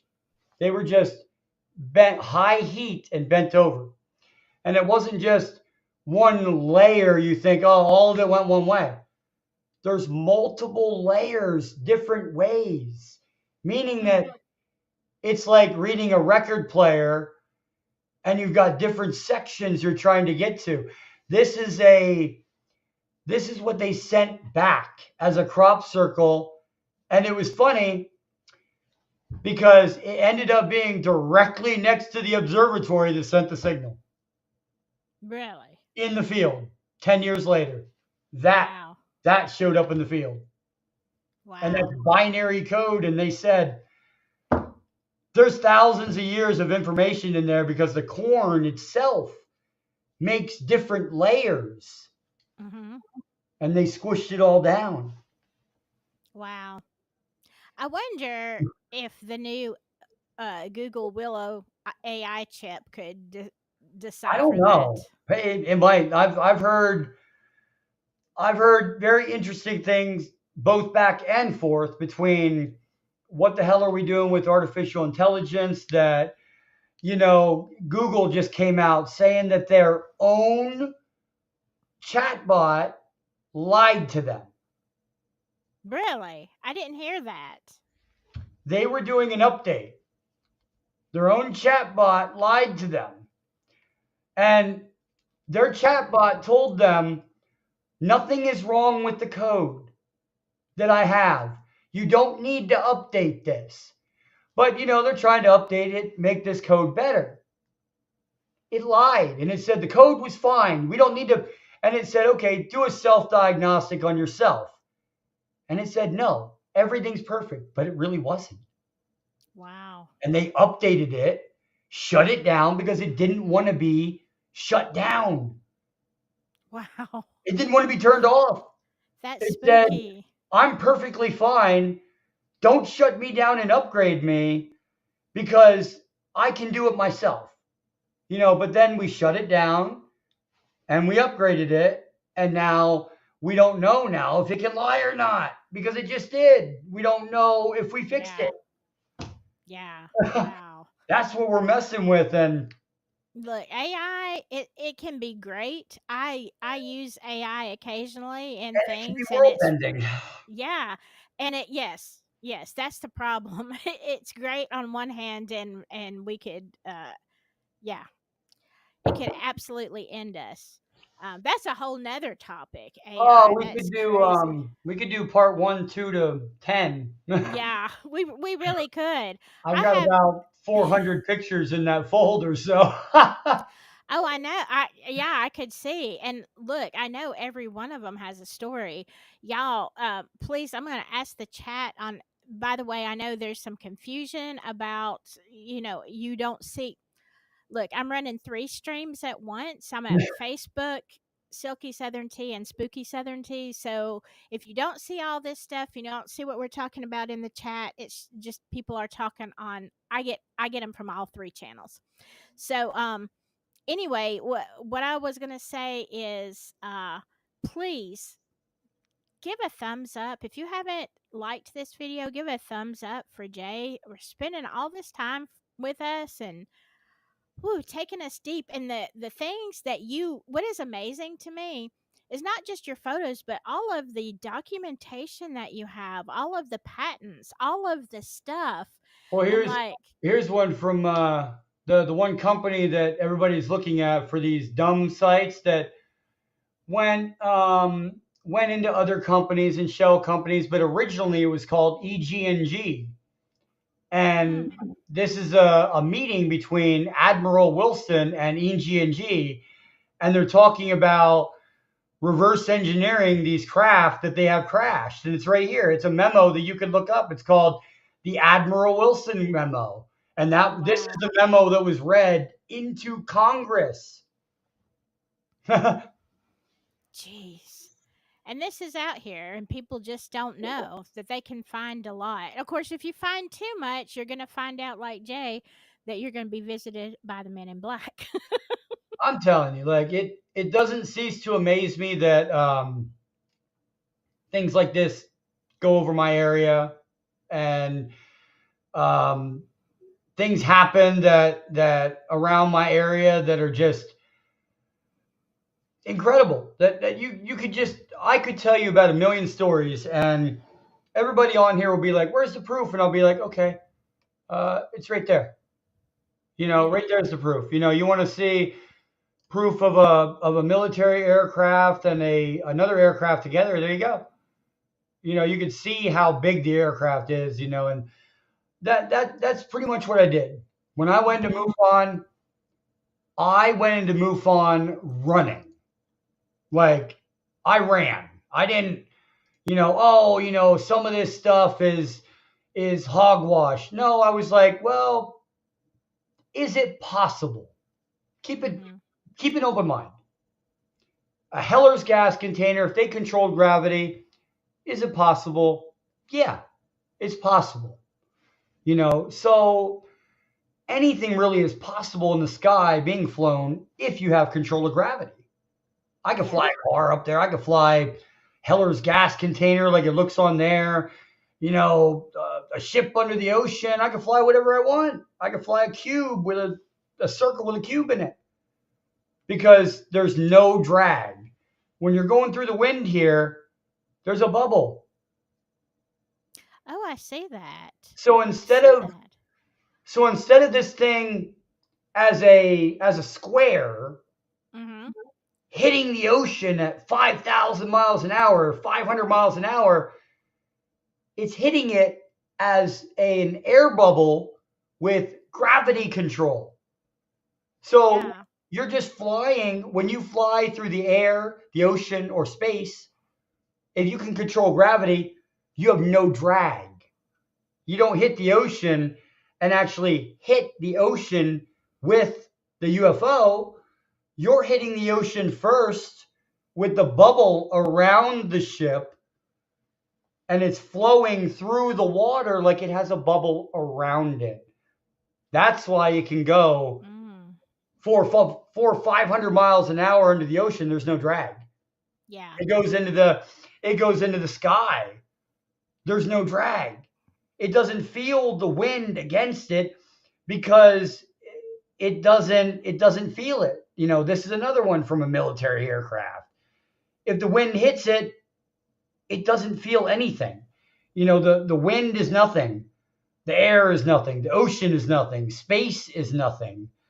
If you can control gravity, you could literally make your own bubble and send yourself up to space. Yeah. I can. Yeah. Wow. Like there you go. There's Wow. there's a picture. Like Yeah. this one was going. It was off a gun camera, and this object turned 100. Now look, you see the wind, or you see the clouds, right? Mm-hmm. The wind is coming this way Okay. at 120 miles an hour, Wow. and this thing is turning into the wind at 120 miles an hour. It doesn't shake or nothing. It just turns. Like Wow. you don't do that unless you have a field around it, and that's that you can see it. It Mm-hmm. has its own little field around the ship Yeah. itself. Like you might come out with this one, but then if you go deeper into it, you get that field around it that you can actually see. Yeah. Everybody says they see orbs. It might not be an orb. It might be that just the light that you're seeing blaring off of it is blinding you to think that it is an orb, but it's actually something else underneath of it. Mm-hmm. It's an orb with a square in it, but you Yeah. only see the orb. Right. Wow. There's, like I said, yeah, there's a lot. Are there people in the orbs? I mean, that are the orbs beings? Yeah, there's all kind of possibilities. It is crazy. Um, did you say you sent me uh some of your All stuff? Yes, all this is in that shared document. I'll make sure that all of these are actually in there too, because some of these I put into this one without sharing. Okay. Like this is EG&G. This is a document from EG&G on an Area 51 project team.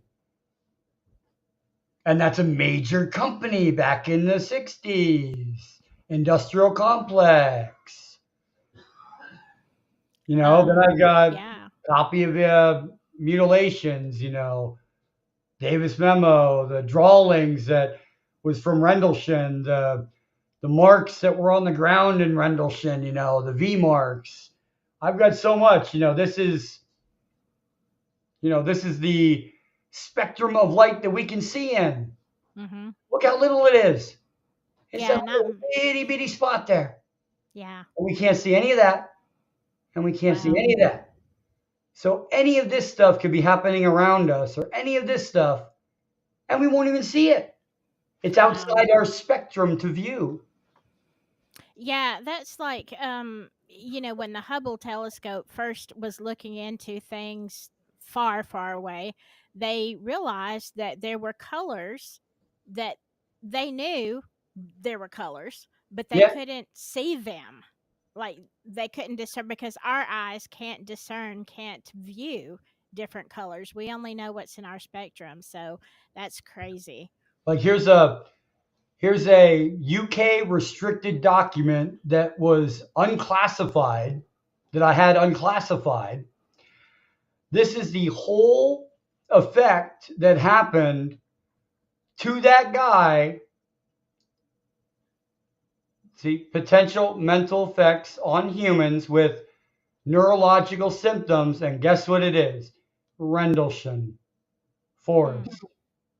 And they talk about it in this document, how he now has radiation burns inside his body. So it's right here. It's documents that were unrestricted. They're documents you can see for yourself. The UK Ministry of Defense, that would be Nick Pope.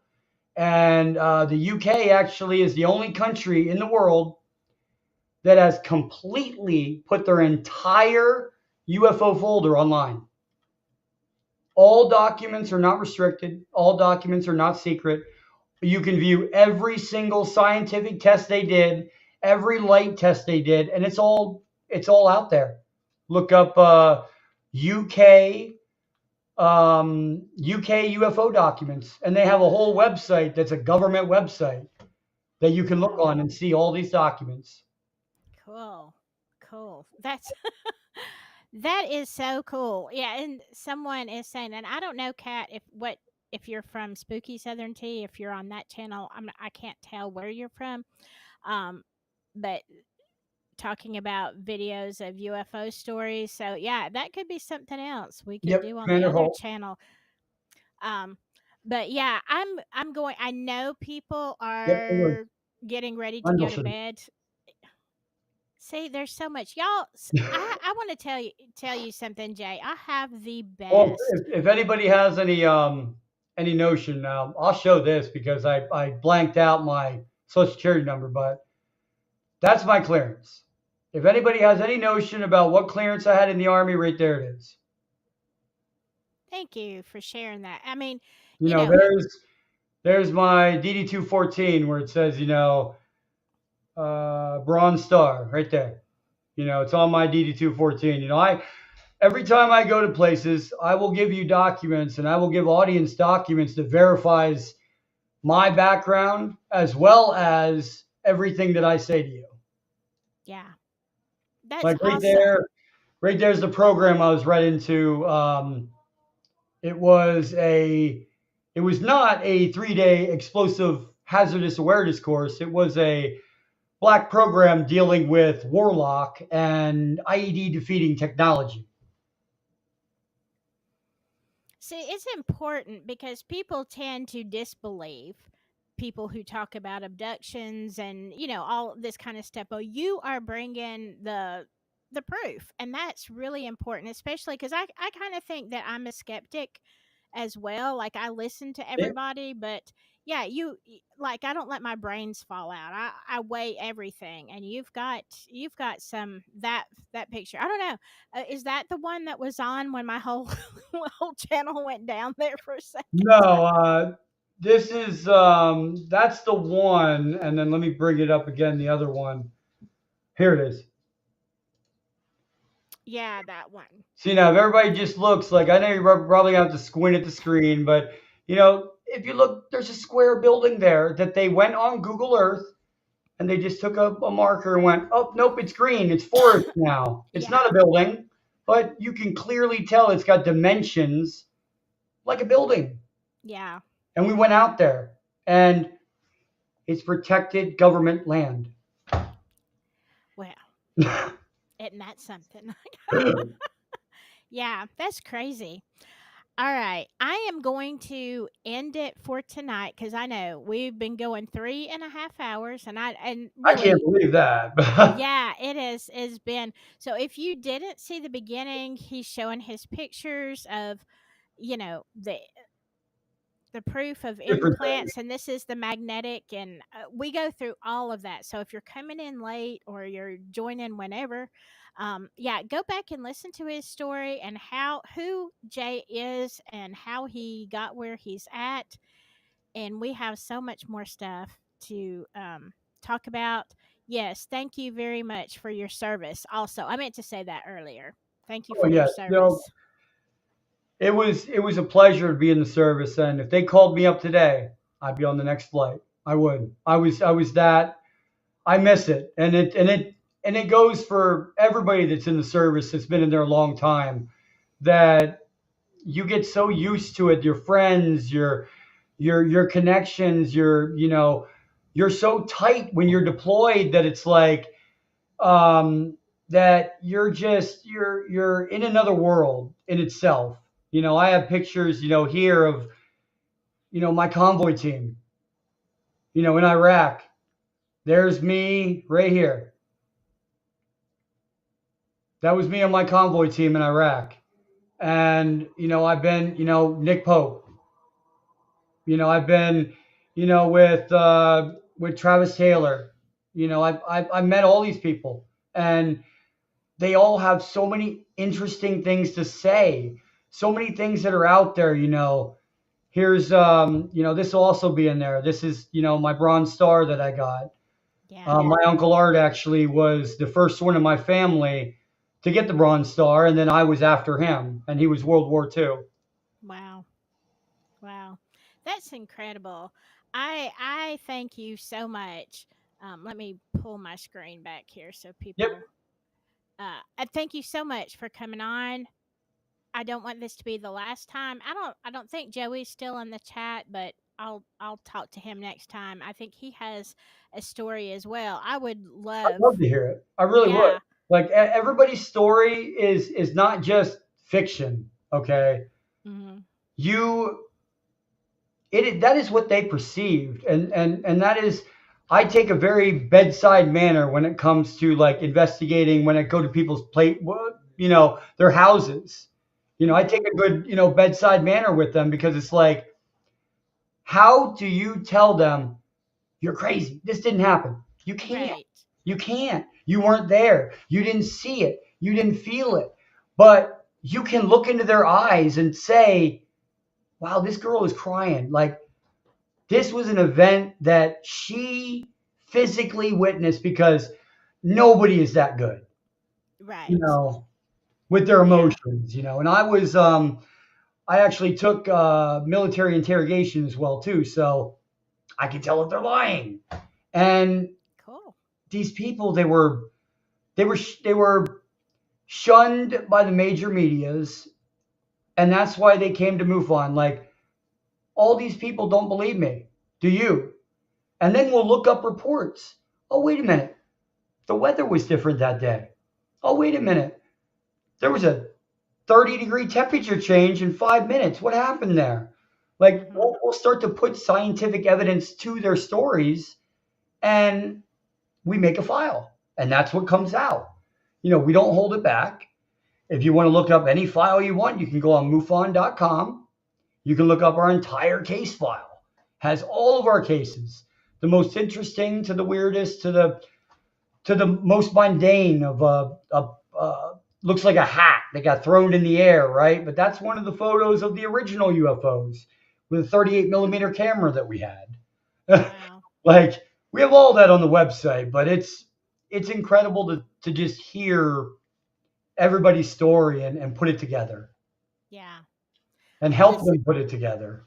right. It's a great service to people who can't talk about it anywhere else, and feel like they're believed. So, yeah, I look forward to next time tackling a whole lot of paranormal. I mean, Yeah. there's just a lot. There's a lot. If Uh, anybody has any topic that they want to talk about on part two, then just put it in the chat. I could talk about every single thing back from the first crash before Roswell back in 1938, when we actually didn't get a crashed UFO. We got a UFO that landed, an intact UFO in 38. wow. Wow. I didn't even Mhm. know about that. There was a So, Roswell incident before Roswell that wasn't in the paper. That's why.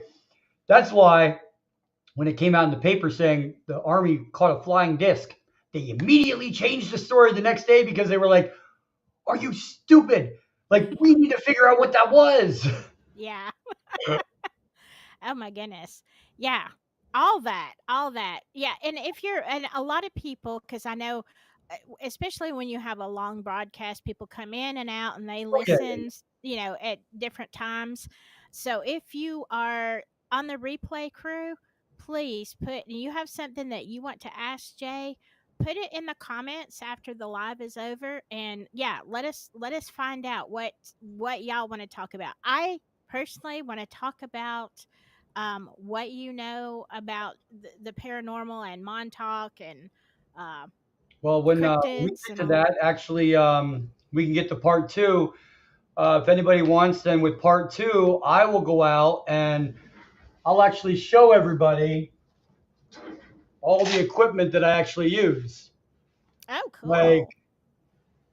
my EMF meter. Cool. I have all different kinds of equipment that I go out and you tell me you saw a UFO. I will go out to your house. Now in Pennsylvania, now I have a certain section, but you make a call to MUFON. We'll send somebody to you or call you, get the information. If it's something that you have a photo of, most likely we're going to come to your house and interview you. If it's a story, we want to hear it. We'll put that with actual evidence in our file. Hmm. And we're working with David Grush. We're working with Stephen Greer. We're working with Lou Elizondo. We're working with congressional members, MUFON is, because we have over 1 million scientific points of interest that we want to show Congress. Wow. And that's all in our file on MUFON.com. Wow. Wow. We want it out there. It's time. Disclosure should have happened 50 years ago, 60 years ago. Yeah. Yes, it should have.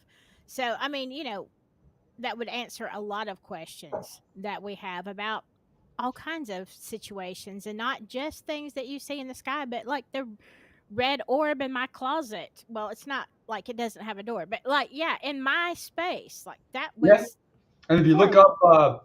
look up psyop operations with the military, right? Because they do a lot of that too. Hmm. They fake events. Yeah. Yeah, that's why I had originally, when I started talking about the drones and the orbs and stuff, I'm like, is this a psyop? Is this real? Is it aliens? Is it the Now, government? Yeah. now put it this way. Do you remember the TR3B that we showed, right? Yeah. It looked like a flying triangle, right? Mm-hmm. What about the that reminds me of the is it the Arizona Lights? The Oh, come on, people. Um, oh, I forget what it was.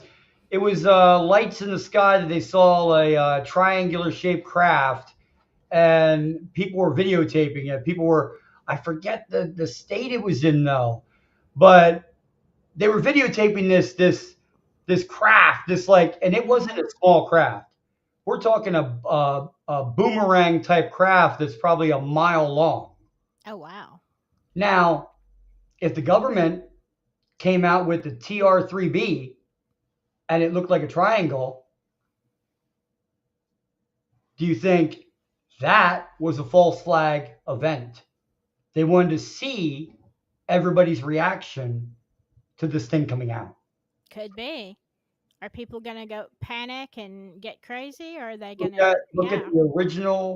the original War of the Worlds that was transmitted over radio. Oh, yeah. Yeah. That was Nobody knew what was insanity. going to come on. It, Right. it just came on your radio. Everybody's radio turned on. War of the Worlds. We now have aliens landing, and everybody panicked. Exactly. Well, not Exactly. everybody, but a lot of people panicked, and then the government was Yes. like, "Oh no, we can't tell them about aliens. They'll blow up the planet. Like we'll blow ourselves Exactly. up." Exactly. People are crazy when they're Yes, they are. scared. Yeah, Uh, people get crazy when they're paranoid. I had. I'm glad I have military experience because sometimes when I investigate, I just went to this girl's house. I won't say the name, nothing. I don't want them to get in trouble. Her son, she's 73 years old. Her son is 42, lives in the basement, doesn't have a job, blah, blah, blah. Watches, conspiracy theories all day long. I show up to go do a MUFON investigation. He lunged at me in the house. Oh my gosh. Um, See that scar there? did he cut you? Yeah, Oh right my there, gosh. Yeah, I can see it. right down. Oh my gosh. Yeah, I see it. It just Absolutely. started healing now, but I'm glad I was in the military because so this guy came at me and it was her son, 42 years old. He was a nut. And I walked through the door in a black outfit, in a black hat, with black pants, and I'm thinking to myself, oh my God, I look like the men in black. This guy, and that's what I thought. That's what I think he thought. And this Yeah. kid comes out of the basement, 42 years old. I didn't even know he lived there. The parent didn't tell me. She was 72 years old and had Alzheimer's a little bit, dementia a Uh-huh. little. And her son comes out of the basement with a knife and came at me. Oh He my actually, I gosh. actually stopped the knife before it came to my head. I went like this, and I'm just glad I have military experience when I'm doing these investigations because some people are nuts. Some people Yes. are conspiracy theorists, but some people are like, okay, you told me this. Like, I'm a big conspiracy theorist. I'll tell you whatever I want, but you know what? I've got proof. Yeah. It's not a conspiracy theory if you have the documents. Exactly. Exactly. It's Wow. true. That's crazy. That is a crazy story. Oh my gosh. Um yeah, you'll have to tell us some more stories next time. But Yeah, it'll be a um part 2 and 3 or 4 or 5. yeah. We can go on as long as people are listening. I'm willing to share. They got questions. I'll give you any answer you want. Yeah, Any he'll answer, give you an answer, not me. I know nothing. document, video, whatever you want, I'll send it to you. Right. I was a nut. Yes, I was a nut back in the day before the Yeah. military because I went full into it. When I left the military and I was like, I've seen some crazy stuff when I was in the military, and I'm like, we're not the only ones out there. We're Yeah. not. Yeah. Wow. All right. Well, I'm going to say good night to everybody. I know because it's getting late here and people are in all different parts of the Oh yeah, it's country, 11 but o'clock here in um Pennsylvania. oh my gosh. All right. Yeah, we're going to cut it off for tonight, but we'll get together and I'll let y'all know in plenty of time when we can do another live, a long live stream cuz I know people are going to have a lot of questions. Again, thank you for your service, Jay. Thank you for being here. And Thank you for thank having you. me on here. It was a pleasure to speak with you, and I do hope we do this again. Anybody who has any questions, I'll answer anything that you guys want to ask me. All right. So get your questions ready. Put them in the chat or put them in the comments. All right. Good night, y'all. Watch out for the drones and the aliens and the orbs. Whatever you do, stay silky. Bye bye.